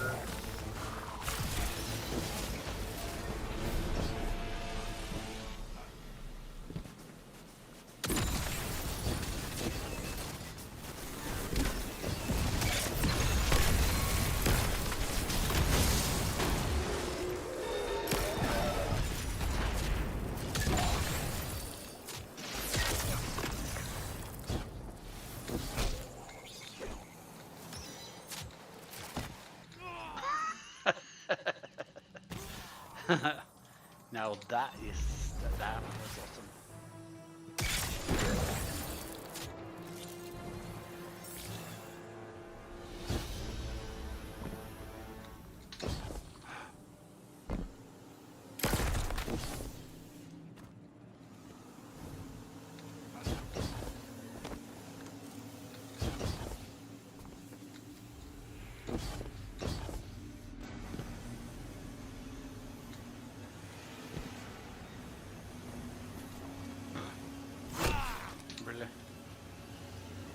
That's it. That's it. Motherfucker. Okay.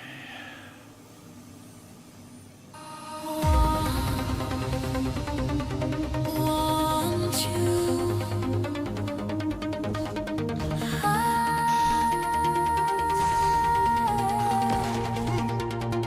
Yes, I do.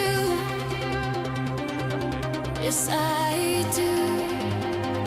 I want you.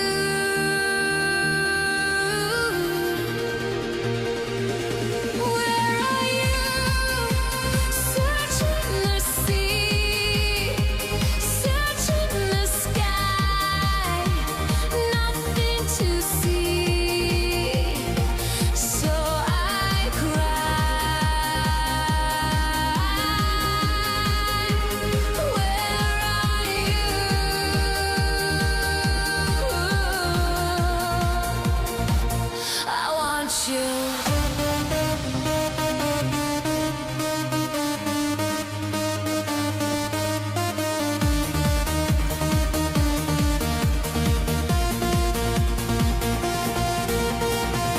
first moment was all I needed.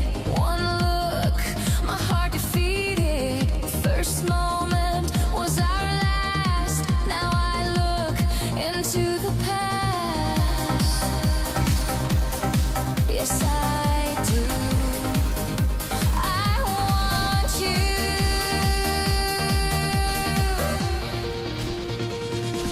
Where are you? Searching the sea, searching the sky, nothing to see. So I cry.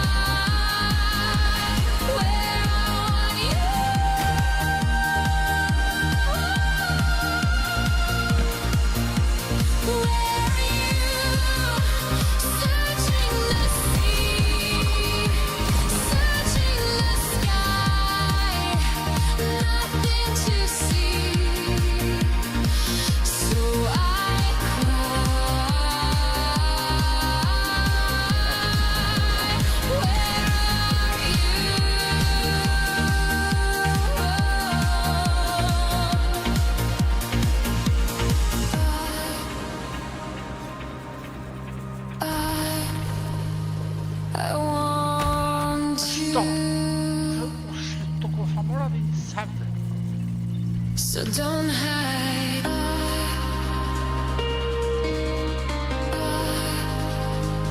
I want you. So don't hide.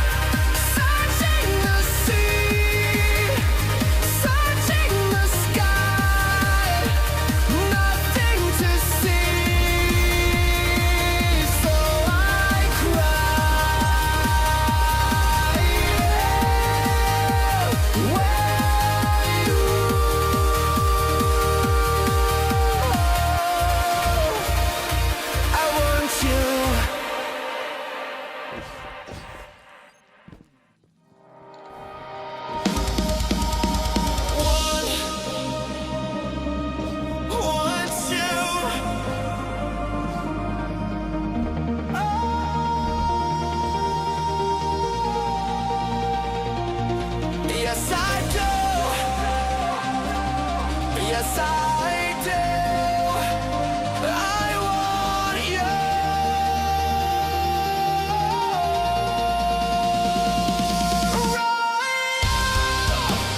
Searching the sea, searching the sky, nothing to see. So I cry. Where are you?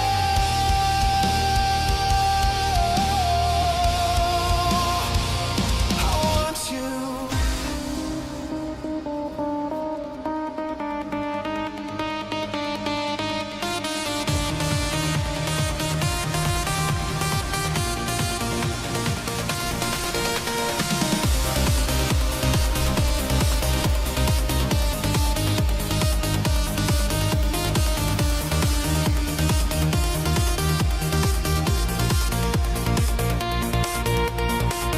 First moment was all I needed. One look, my heart defeated. First moment was our last. Now I look into the past. Yes, I do. I want you.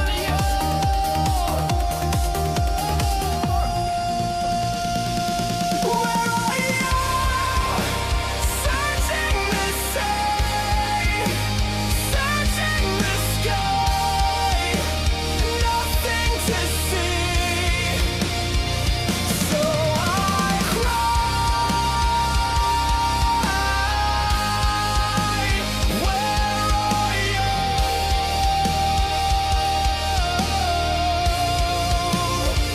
I want you.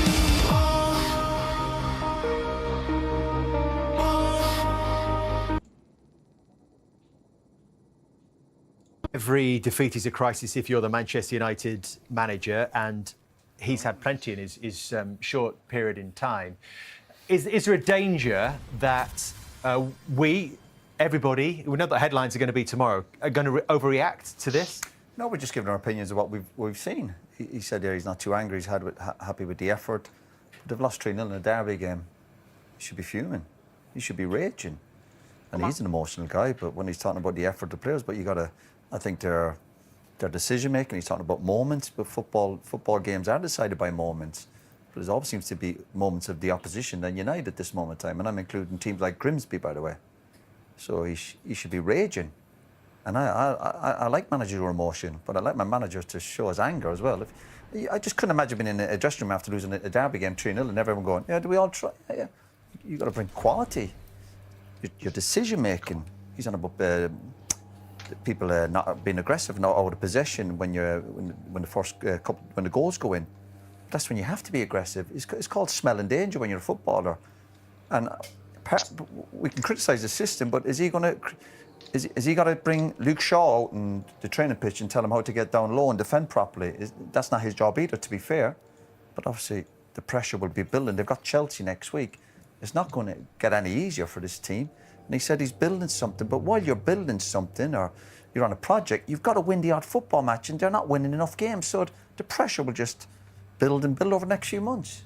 Is it becoming harder for yourself, for Manchester United fans, to be optimistic about the direction of travel under Ruben Amorim? Look, I think maybe it's because Louis van Gaal and Jose Mourinho are sort of like huge, massive personalities in the world of football, and when they came into an interview after the game, they were very spiky at times, so it almost brought anger out maybe in this studio. I don't think there's any anger in this studio at this moment in time, and I don't think there's no ill will towards any manager, but certainly towards Ruben Amorim. I think we all want him to do really well.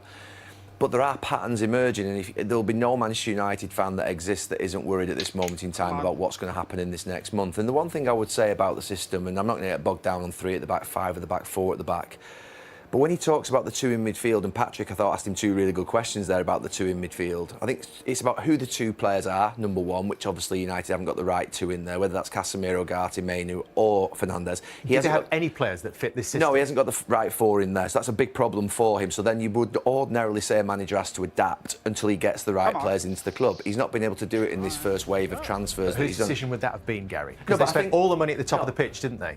No, but I think they need to fix the top of the pitch. I don't disagree with that, but they spent 200 odd million. We were all surprised United had that much money. But just coming back to the two in midfield, there is a pattern. It is a problem. So I know that he said it's not a problem in there because he's got three at the back and he's got the three in front. He said he mentioned Abermo, Sesko and Diallo. I know exactly what he means, but it is a problem. And it's happening in a lot of the games that Manchester United are playing. They start off really compact, where all players, the 10 players, are connected together. The 5 at the back, the 2 in midfield are really close to that 5, and then the 3 in front are cuddling that 2. So they're really protected. But what happens is if the game becomes a little stretched, and it usually happens when Manchester United concede a goal. It happened against Burnley, it happened against Fulham, it happened against, not necessarily against Arsenal, but it happened against Burnley, Fulham. It happened against here today against Manchester City. When Manchester United go a goal down and those 3 start to be a bit more risk-taking, a bit more expressive, and they start to stretch a little bit, that 2 then look wide open. And you can't deny that. So yeah, I get what he means by the fact when they're all compact, but there is a problem that's emerging that if United have a difficulty in a game and those 2 end up left in there on their own, there are none of them that are good enough to defend that space, though. None of them have got the legs. You'd need Caicedo and Vieira. You'd need Keane and that's where they get Gerrard. That's why they get found out against decent opposition. They can get away against Burnley or draw at Fulham, but against the really good teams, the midfield battle. If you're losing that battle against the good teams, ultimately you're going to lose football matches. Why did Pep bring Doku off the line today into a position I've never seen him bring him into? Because Manchester United play 2 in there. It's too flat, it's too rigid, and it's hard to, when you watch this system, we've seen Amorim for what, over 6 months now in the Premier League. It's hard to fit. Gary alluded to Premier League footballers played centre midfield though. It's hard to understand what profile of player plays that role, because I hear people speaking about, they need legs. Okay, well, if you need legs, you've got Ugarte, but he's not very good on the ball. And then you've got Fernandes, who plays in that role because he's creative and he can see that forward pass almost because he knows he wants to receive that type of forward pass himself. So he's sort of compromising. Casemiro often plays. Then you've got a player in Kobbie Mainoo who, in my opinion, is sort of a blend. He's good, he's better on the ball than Ugarte and he can move around the pitch. And all I hear is, we need dynamism in that midfield, but there isn't any dynamism in that midfield. And also, if they are going to play in front of a back 3 where you've got 3 centre-backs, the 5, you use the word there, cuddle. You have to be protective of that area, and that is your shape when you're attacking. But they seem so open when they're beaten on transitions and things like that, and the centre-backs get drawn out too easily. And it's hard to actually find the profile of player that fits the system, not just in that midfield role, but in other areas of the pitch. You played in the 3 at back. You played 4, you played for whatever system. If he was out there tonight, it's very difficult for you to do your job in that system, because you're forever thinking about when you've got to jump into midfield. Say you played right of the 3, you played right back all your career, bombing up and down, but then you go right of the 3. But you're used to certain positions on the pitch and how to defend. I just think it's too confusing for the players. I think it's easier to go forward the back and push someone in midfield rather than go with the 5 at the back. If you played, wouldn't you have to be one of the main creators in this team as well? So when I did play 3 at the back under Terry Venables or under Glenn Hoddle, me or Stuart Pearce were the right or left centre-backs. But if a team played 1 up against us, we would go to a back 4. Correct. We would go to a back 4, so basically Stuart Pearce would tuck in alongside, say, Tony Adams, and I'd go then, and obviously they'd have 2 wide players, so you'd end up basically, I'd shuffle across to right back and be a bit more traditional. You would all, because you don't want 3 at the back against Erling Haaland. So what you see today is that Shaw and Yoro are having to push into midfield to pick up a player in a position that they're not really sure where they are, and then it leaves spaces behind them. So you are asking players to jump in then, because there's only 3v1 at the back, so it isn't ideal at times. But he plays it very differently, Ruben Amorim. It's not even, you never see Shaw going out to play left back and saying, OK, play Dogu left wing for like 20 minutes and play Shaw left back and play, what's he called, Yoro and De Ligt in midfield and Mazraoui back to right back. That would have fit today against Bernardo Silva, Doku and Haaland, but they didn't do that. They don't do that. They do it a different way where one of the back players goes into midfield. The record is ugly. I'm talking about Ruben Amorim's Premier League record since coming in, and of But you course put mine up then. you play 3 at the back. It's not far off. Well, I think your win ratio was actually higher, wasn't it? This is 25% win ratio in 31 Premier League games, with a goal difference of -13. Gary sort of alluded to October being a time where we need to see progress. At what point does some serious consideration have to be taken about whether this is working, whether the system is too rigid, whether he needs to change, or something else needs to change here? I don't like talking about managing, and I never will. I don't think it's fair. But obviously, what he's doing right now is not working. Since his first Premier League game, I think he's got less points than some of the worst teams in the Premier League.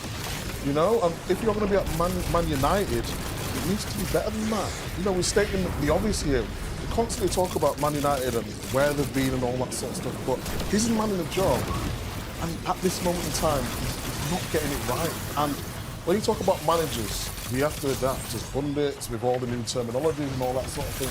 He has to adapt as a manager, and right now, he's not adapting, and I don't think the players are receiving the message in the way that they want to implement it on the field. Will they get there, Roy? If you know, we give Ruben Amorim the season and say, okay, this is another free hit. You know, it's more hope than belief at this moment in time, because again, we're watching them, we see them week in, week out, and yeah, not convinced. Not convinced. I hope they can prove us strong. We're on about the supporters and the media losing kind of belief in this management. My worry is if the players aren't truly behind them in terms of the way they're playing in this system, because the results just haven't been good enough. And yeah, it's a big worry. Manchester United's best player is Bruno Fernandes, and that is my biggest worry. Still? He's Manchester United's best player. He's been incredible for 5, 6, 7 years. His numbers are outstanding. Would live in any Manchester United era. But in this system, he either has to play as one of the two in midfield, which means he's deep, or he has to play as either like a left-sided forward or a right-sided forward. So that isn't ideal. It reminds me a little bit of when Sebastian Veron came to Manchester United. We were very much a 4-4-2 team, and when Sebastian Veron was very much almost like a 4-3-3 midfield player, where he had like a sitting midfield player with one of the two in front, like the eights that they call it eights now. That's what Bruno Fernandes is. He's just like he wants someone deep lying behind him, and then one of those two in there that plays with a bit of freedom. And that's a bit of a worry that Bruno Fernandes is starting to sort of go missing a little bit. If you think about the Europa League final, and you think about games like today, he's not at his best. And he is United's best player, and you need to get the best out of him. You said before the game, if he doesn't play well, United struggle. And it's difficult for him to play well deep without the ball. It's difficult for him to play as a left winger or a right winger, or whatever you want to call those positions that Ruben Amorim plays. Cunha's absence, is that something that we should be talking City about? had Cherki, Mamouche, and they had others out today. Stones. I am definitely not going down that route and letting United off the hook because of Cunha. I mean, that's just not happening. City had lots of players. Things you can say about a cruise that you can't say about your partner. I didn't stop eating from the time I got on until the time I got off. A game called Scenes. Oh, from a hat. Pairs, Ryan Cullen there, and Wayne and Gregor here. Now, before the show, we asked our audience to write down scenes that they would like to see acted out by our gentleman performers. I've got the suggestions in this hat. So here we go with rejected state mottos. Welcome to Texas. You better run.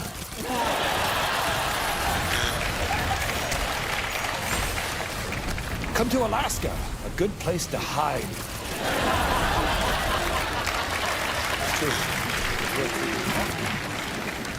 California, the state of California. It's the state. What? What? California, we've got water now.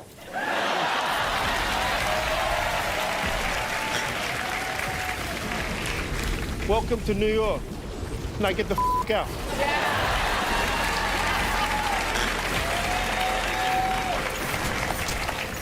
Kansas, you can watch a lizard run away for 4 days. Lizards in Kansas?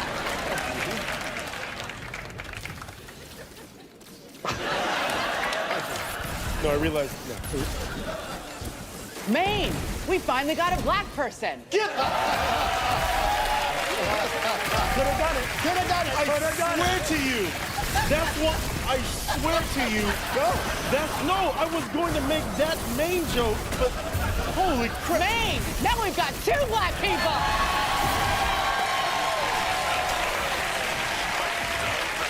Suck it, Rhode Island. I'm from Maine, and that's not funny.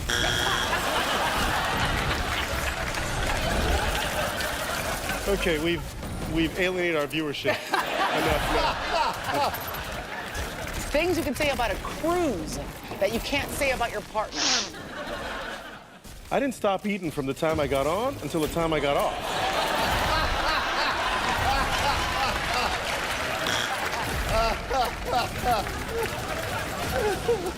Are you urinating?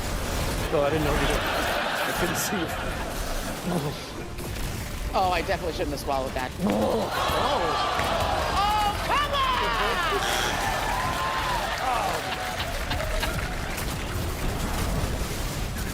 Well, this isn't worth the money.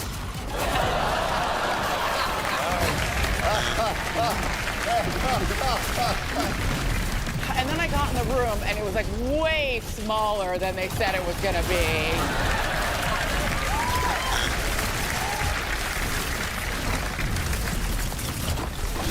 How do you open this little hole?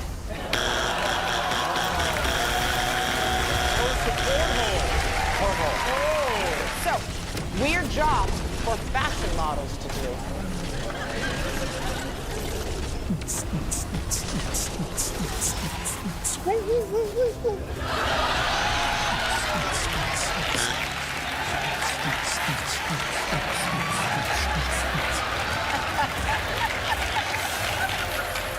Okay, we're gonna try to get to the other side of the river.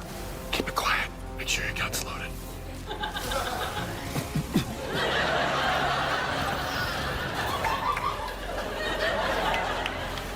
Have you ever seen a model walk? Yeah.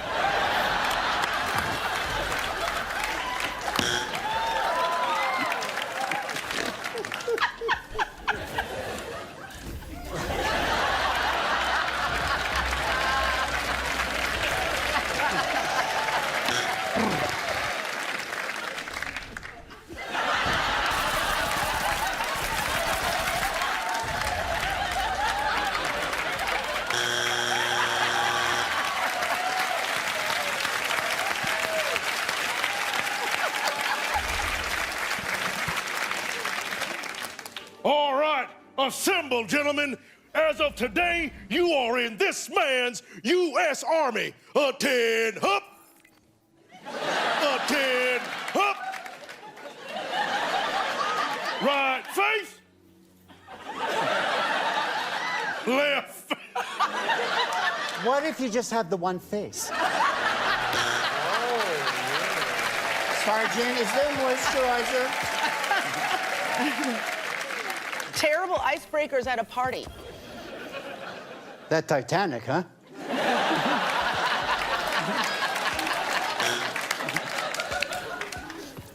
Hey, how you doing? I work in international trade.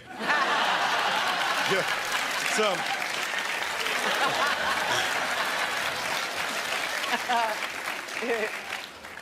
Yeah, I own Twitter.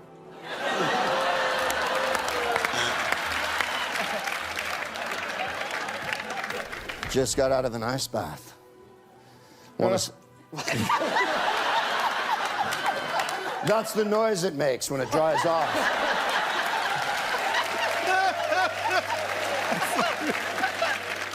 Rejected state mottos.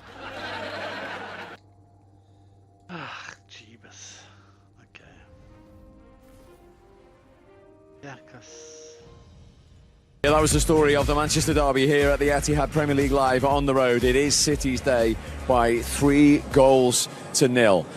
Peter was saying at the full time there, Jolien, that they weren't back to their brilliant best, but they had control through most of that game, didn't they? Yeah, definitely. And I agree with Peter. I think there was times where Man United looked like they were going to score. But overall, they was in control. And them chances for Man United did come when it was 3-0. So from a player's perspective, you kind of lacking concentration slightly, take your foot off the pedal. But if they needed to, who knows, it could have been 4, 5 maybe, because they did create opportunities themselves. But yeah, I think due to the previous 2, 3 performances and results, you can't say they're back to their best because you don't know what the next week brings.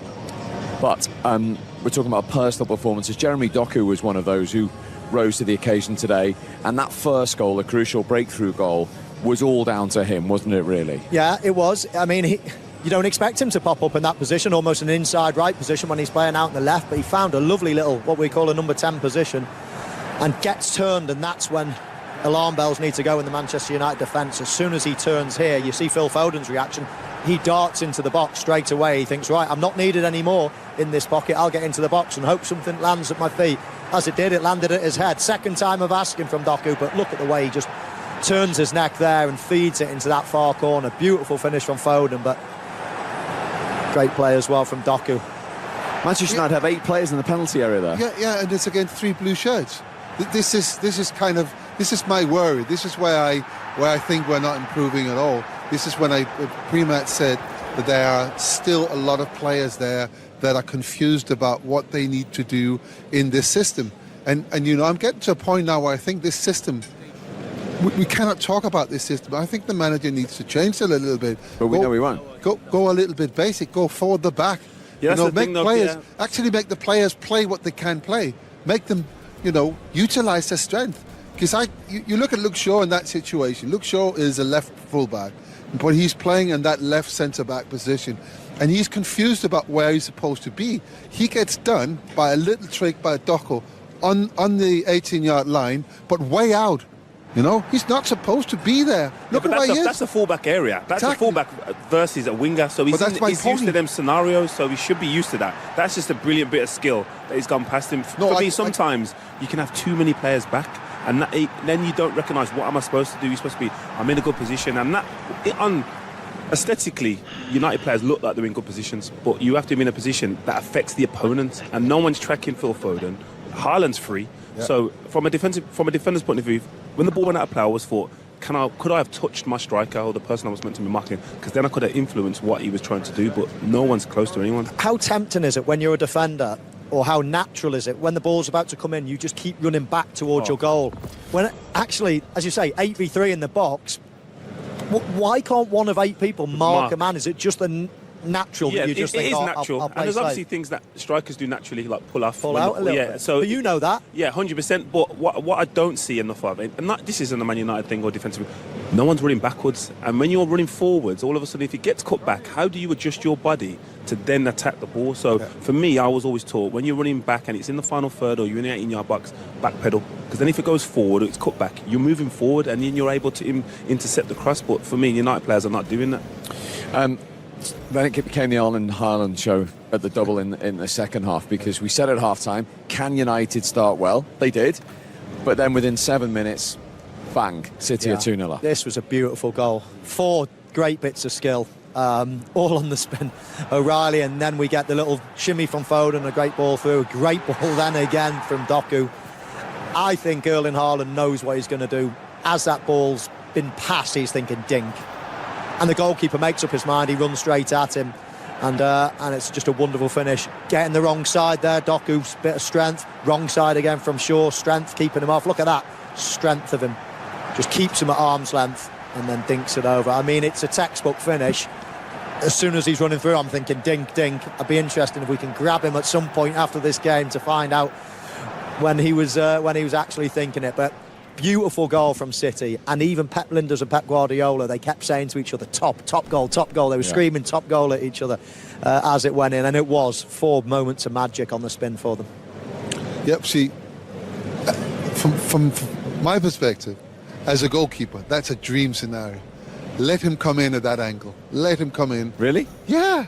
And then what you're supposed to do is, see how the angle here, now you just stop and wait for him. Just wait. Just wait for him. So what's the goalkeeper done? Gone to ground too early here? Just see when he comes in, he's already gone. He's not covering anything, right? Just wait for him. Just look. Let him look at you.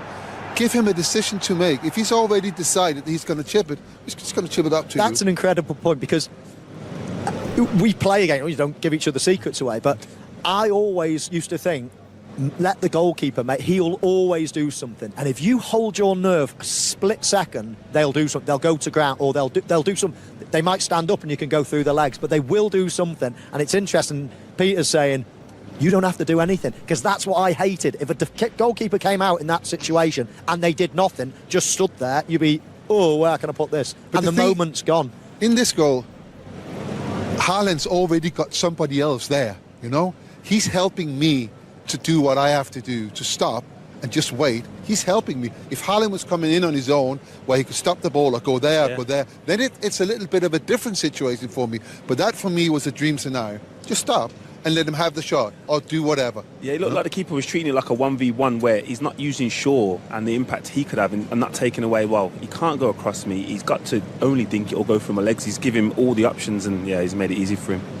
Okay, and then Haaland did it once again, didn't he? In this dream situation that he finds himself. I mean, from inside his own half. Yeah, I mean, this is a totally different finish. Again, Manchester United cause a problem here. Luke Shaw, probably a poor touch and gives the ball away. We highlight him here, actually. Look at this.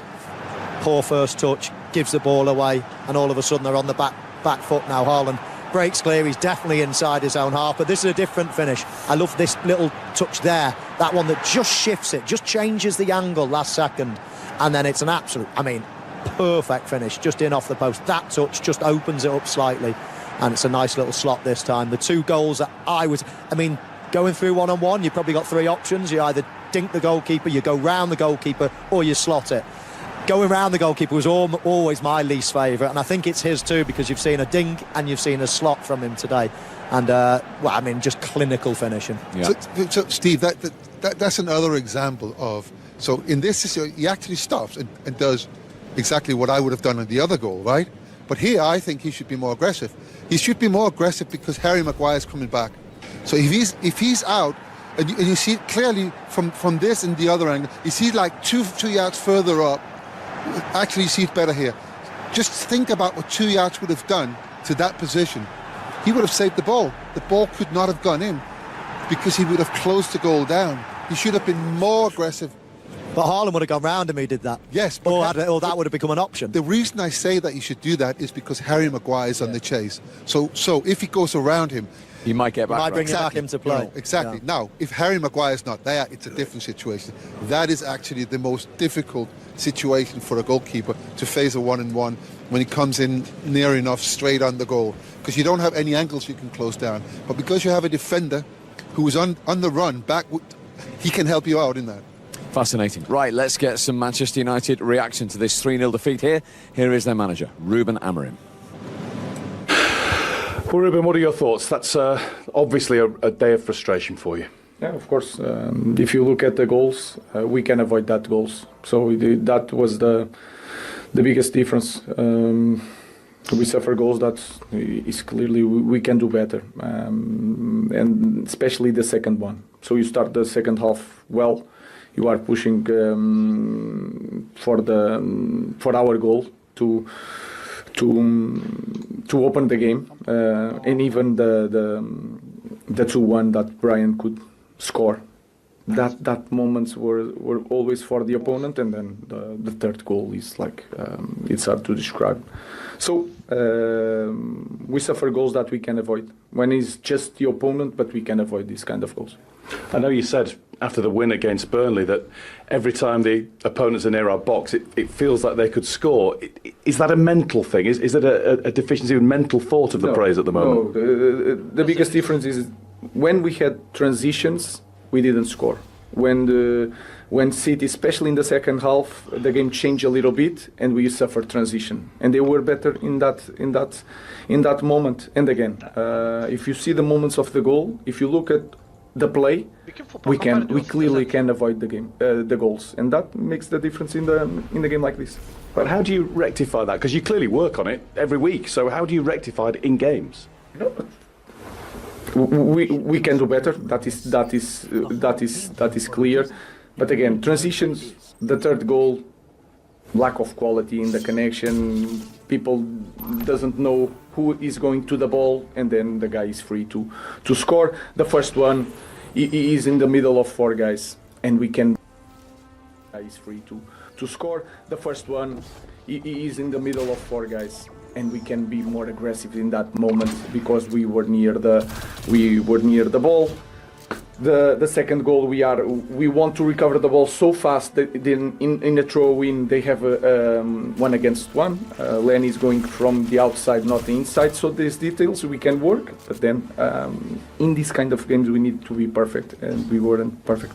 Going forward, the number of chances you're creating, it looks good on paper, but does that make it even worse for you that they're not going in? No, the frustration is always the same. Because with the amount of chance we need to score goals. If you don't score goals, you don't open games when we are trying and take the lead to control the game in a different way. When we are 2-0, we are near the goal. You can feel it, but then if you don't open the game again, it's like a matter of time. You have to push more men up, and then you take transition. So frustrating day, and we need to work on a lot of things for the next game. Thanks, Ruud. Thank you. Well, he is quite clearly very, very upset with the way they conceded those goals today. I understand that. I really do understand that.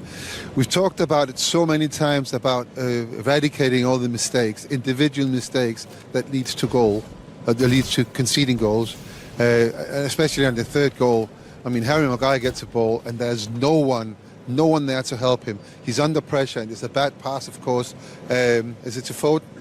It ended up with Foden and Foden plays Haaland.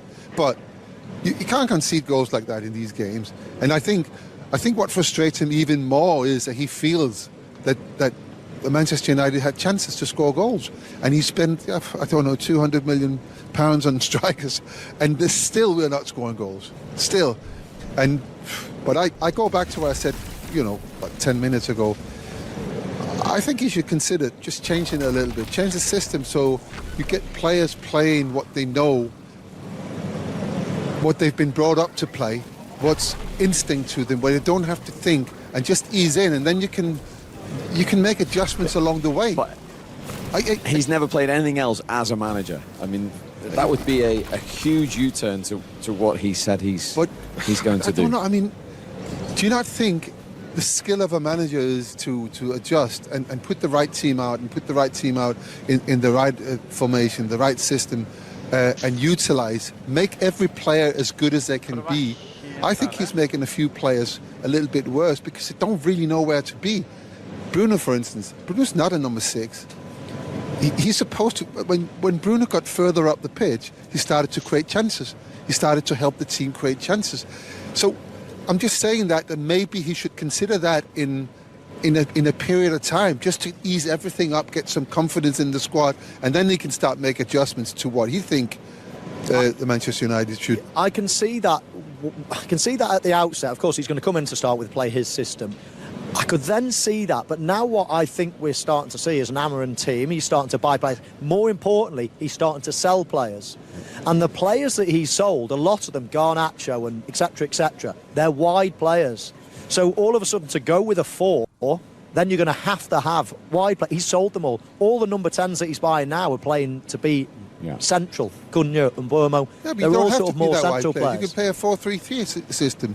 But you still need wide players. But you still need wide players for it. I agree with I Peter know, says. but you still have them. I mean, you have them up. Well, he's got rid of them all to play in this new system that he's got. But I see where my starting point is not so much scoring the goals. My starting point is not conceding the goals. That's my note. You can see how they are all confused about their situation. We see it on the goals. They don't really know where they're supposed to be. And it makes it at times a little bit too easy for the other team to create and still have it under control. It's a good point, because I had to be quick to get away from people. He only has to be the same as everyone else, because as soon as he's equal, he can just hold them off, can't he? I mean, what's the hardest thing to play against as a defender? For me, speed, strength? Yeah, speed. Physically, I would want to match up against someone like Ireland, but with the pace he's got as well, you have to be a step ahead and give yourself an opportunity to be deeper, which then and it's not over 20 yards. It's over 3-4 yards, which is where you normally win the ball. Yeah. It's difficult. Listen, he's world class. He's elite. He scores in every game, and he doesn't have to be involved as much as other strikers to contribute. So yeah, when he's in front of goal, his level of composure is second to none. Absolutely. Well, he's had some week, hasn't he? His international goals, 5 in one game and then 2 in the derby. Michael, Julian, Peter, thank you very much indeed for all that insight and debate. So that is it, the 197th match.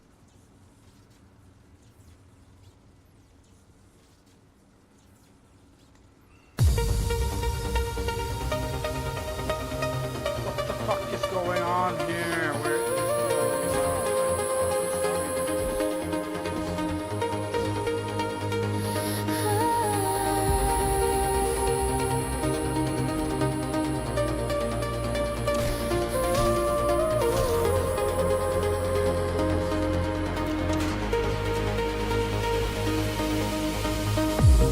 Here with you, the world stands still.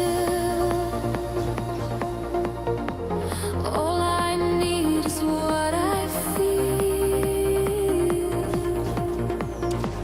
No tomorrow, no goodbye. Only stars within your eyes. Every heartbeat finds its way to where love will always stay. Where love never ends. Beyond the world we defend.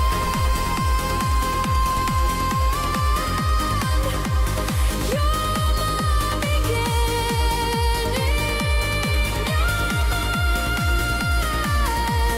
In a place where love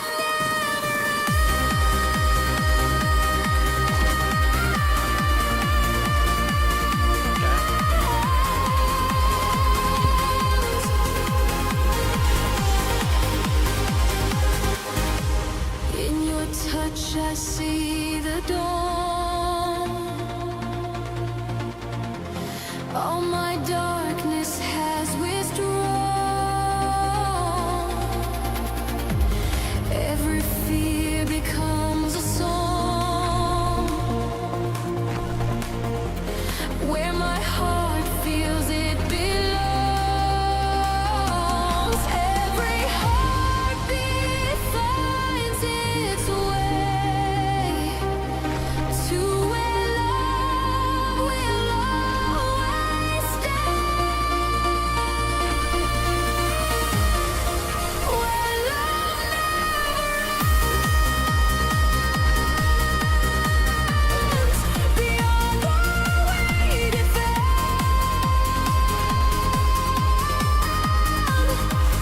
You're my beginning. Never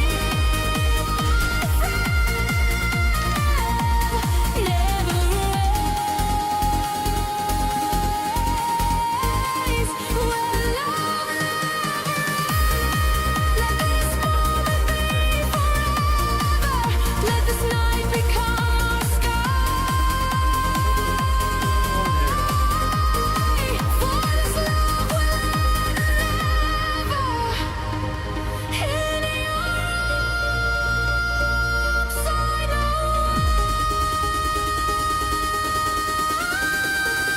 Where love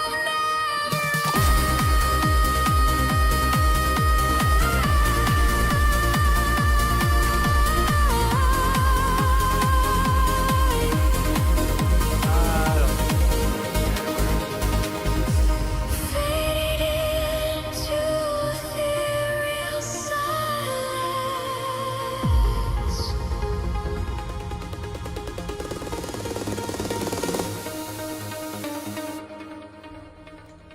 I don't.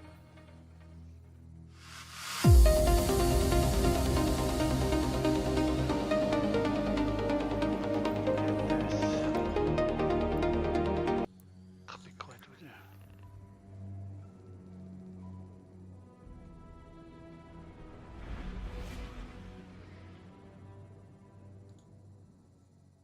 Don't need much to be entertained. Because at number 3, man hears loud noise, man happy.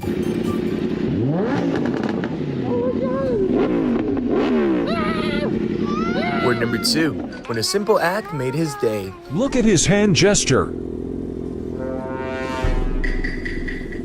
And at number 1, the biker will probably not forget this moment for a while.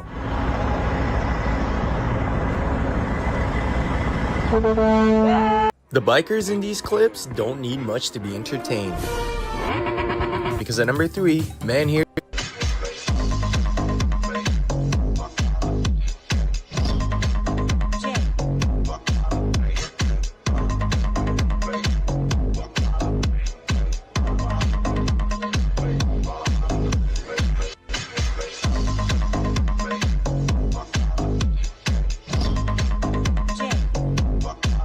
Those of you who know me know that I'm absolutely obsessed with Marvel movies. So here we are, and we're not kidding, newest episode. I've got an actual Avenger on the show. The Shield, the man with the shield.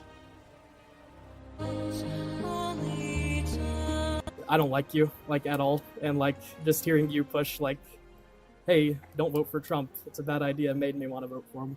Why don't you like me? I don't know. It's just like the way you debate, man. Like, it feels like you just try to, like, you're always like super, I don't know how to say this, like sassy whenever you're trying to debate people. It really grinds my gears. Okay, Cope. I get that it grinds your gears. I get that I get you triggered, but that shouldn't make you more of a Trump supporter. It actually shows more cognitive dissonance. The fact that I'm calling out your particular beliefs and showing how they're false, and then for some reason that puts you more into the cold. You're the one that really pushed me to do it, you know, myself and probably a bunch of other people. Well, I'm confused. Why is me fact-checking and, you know, disputing and debunking all of the points of Trump supporters somehow gonna push you more towards Trump? Wait, so if I was a Trump supporter, you would become more of a Harris supporter? Honestly, probably. You realize how absurd that sounds? It has nothing to do with the actual ideological views. Has everything to do with the fact that I'm just on a certain side. Dude, I know you love me. I know you love me. I know you're a fan. I don't like you, like, at all. And, like, just hearing you push, like, hey, don't vote for Trump. It's a bad idea. Made me want to vote for him. Why don't you like me? I don't know. It's just like the way you debate, man. Like, it feels like you just try to, like, you're always like super, I don't know how to say this, like sassy whenever you're trying to debate people. It really grinds my gears. Okay, Cope. I get that it grinds your gears. I get that I get you triggered, but that shouldn't make you more of a Trump supporter. It actually shows more cognitive dissonance. The fact that I'm calling out your particular beliefs and showing how they're... Which door do I leave from? At Harvard, we don't end our sentences with prepositions. Well, in that case, which door do I leave from, asshole? What democratic eloquence. You asked the question, sir. Let me answer it. The genius of the Constitution is that it can always be changed. The genius of the Constitution is that it makes no permanent rule other than its faith in the wisdom of ordinary people to govern themselves. Faith in the wisdom of the people is exactly what makes the Constitution incomplete and crude. No, sir. Our founding parents were pompous, middle-aged white farmers, but they were also great men because they knew one thing that all great men should know, that they didn't know everything. They knew they were going to make mistakes, but they made sure to leave a way to correct them. They didn't think of themselves as leaders. They wanted a government of citizens, not royalty.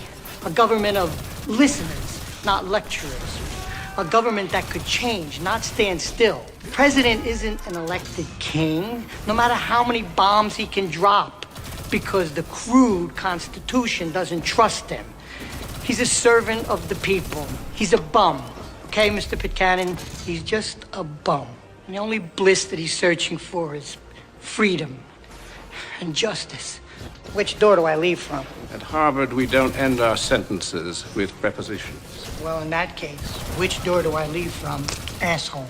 What democratic eloquence. You asked the question, sir. Let me answer it. The genius of the Constitution is that it can always be changed. The genius of the Constitution is that it makes no permanent rule other than its faith in the wisdom of ordinary people to govern themselves. Faith in the wisdom of the people is exactly what makes the Constitution incomplete. Ben Shapiro says that the Chinese are guilty of genocide in Xinjiang against the Uyghurs. And I agree with him. I think it is a genocide in Xinjiang. But they haven't massacred Uyghurs. They've locked them up in camps. They've prevented them from using Muslim names. They've broken down mosques.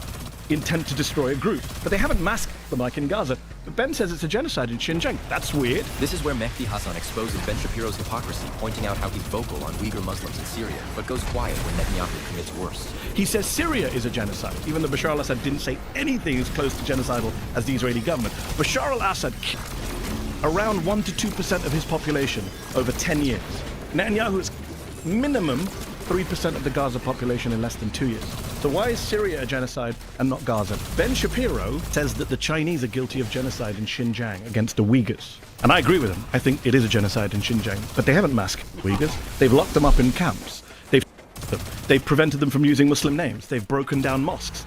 Intent to destroy a group, but they haven't masked them like in Gaza. But Ben says it's a genocide in Xinjiang. That's weird. This is where Mehdi Hassan exposes Ben Shapiro's hypocrisy, pointing out how he's vocal on Uyghur Muslims in Syria, but goes quiet when Netanyahu commits worse. He says Syria is a genocide, even though Bashar al-Assad didn't say anything as close to genocidal as the Israeli government. Bashar al-Assad around 1 to 2% of his population over 10 years. Netanyahu is minimum. August. Do you like the window? Yeah? Is it your favorite spot? Definitely is her favorite spot. As long as she's getting pets and she can seep in the sun, she's happy. Look at her. August. Get out of my house now. You and I are over. Oh, we will never be over. You are my man till death do us part. Do you understand me? Don't come at me and say that we're over. You don't even have any reason as to why we would be over. You're just, tired today, and you're tired of me being upset with you about things. Well, you left the dishes out, you did this, you did that. That's not a reason to break up. Okay? I just expect the same energy. If I'm gonna do your laundry and clean up after you, you could also clean up after yourself. Okay? Okay. It's easy stuff. And then guess what? Happy wife, happy life. Then you don't have to come in here and yell at me like we're gonna break up, which we're not. Because you are my what? Your wife? You're my man. I'm your man. Till death do us part. To death do us part. Till death do us part. Till death does us part. Close enough. Now, come on. Let's go eat. Get out of my house now. You and I are over. Oh, we will never be over. You are my man. Let me explain something about what is called the Jewish lobby in this country. Their belief is that being for Israel first, that does not mean you're putting America second. An American president, however, has to approach it in a different way, in my opinion. He's got always to think first of what is best for America. An American president must make a decision that does not, in effect, give the Israelis a blank check. And one example of that is a decision that I made. I decided early on in our administration that we were going to seek good relations with Egypt and others of Israel's neighbors. Many of my Israeli friends didn't like that because they wanted a special relationship with Israel and Israel only. Let me explain something about what is called the... I don't know who needs to hear this, but a new study has found that women who sit on a man's face rather than a chair relieve 95% of all anxiety and depression for both him and for her. It's a win-win for everyone. I don't know who needs to hear this, but a new study has found that women who sit on a man's face rather than a chair relieve 95% of all anxiety and depression for both him and for her. It's a win-win for everyone. I don't know who needs to hear this, but a new study has found that women who sit on a man's face rather than a chair relieve 95% of all anxiety and depression for both him and for her. It's a win-win for everyone. I don't know who needs to hear this, but a new study has found that women who sit on a man's face rather than a chair relieve 95% of all anxiety and depression for both him and for her. It's a win-win for everyone. I don't know who. This decision also sends a strong warning to employers. Efforts to promote diversity and inclusion must still operate within the bounds of equal treatment, and reverse discrimination will not be tolerated just because it comes wrapped up in DEI language. Let me say this sentence one more time, because y'all got to really understand what this means. it sends a strong warning to employers. Efforts to promote diversity and inclusion must still operate within the bounds of equal treatment and reverse discrimination. That means discriminating against people who you claim have been doing all the discriminating. In other words, you can't discriminate against white people just because they're white, or against straight people, or against men just because of the group that they're a part of. This discrimination will not be tolerated just because you wrapped it up in some pretty language. And this is the Supreme Court saying this. This decision also sends a strong warning to employers. Efforts to promote diversity and inclusion must still operate within the bounds of equal treatment, and reverse discrimination will not be tolerated just because it comes wrapped up in DEI language. Let me say this sentence one more time, because y'all got to really understand what this means.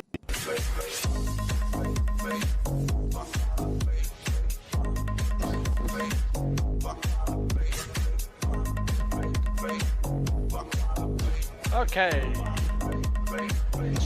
Fucking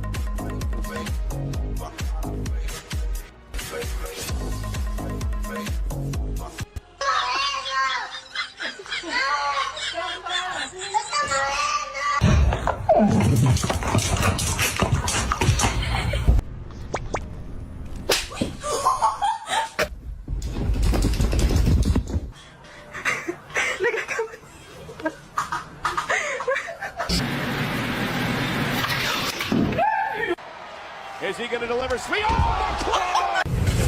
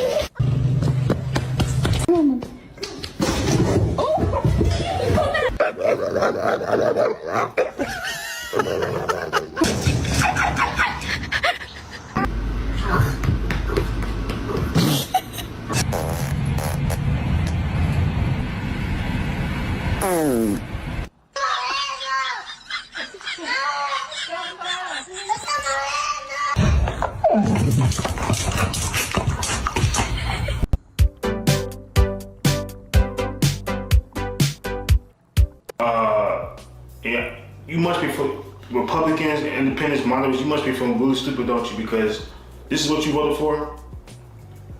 This is what you voted for. A recent video came out that I might insert on the screen is that. I want you to take it to court. So before we go any farther, you're pulling me over for what? Because you had disorderly conduct. Because you had your finger out. Disorderly conduct. Now, what? Here's what's about to happen. You're about to be arrested again for resisting arrest. No, I'm not resisting anything. Yeah. Right now you're being detained. For what? You're being detained. I told you why I stopped you already, sir. For putting my middle finger up. That's correct. No, correct. No, exactly. Correct. You extended your arm out the window. No, I had my middle finger out the window. Okay, let me get your ID. had your middle finger out the window, okay, yes. And that's what I said. You had your middle finger out the window. The next thing you do, we're going to take you in, we're going to tow the car, and we'll call for social services for the kid. Oh, so now you're threatening my child. No, he's not. He's telling You're stopping me for constitutionally protected speech, right? Because you had your hand out the window. This is what I did. You got a problem with that? Sir, listen to me. No. No. All right, listen. Go away. Disorderly conduct. No, it is not. That is disorderly That conduct. is called You are doing it freedom out in the of public. speech. If you are out in the public, no. you are out in the public and people see you. I want you to take it to court. So let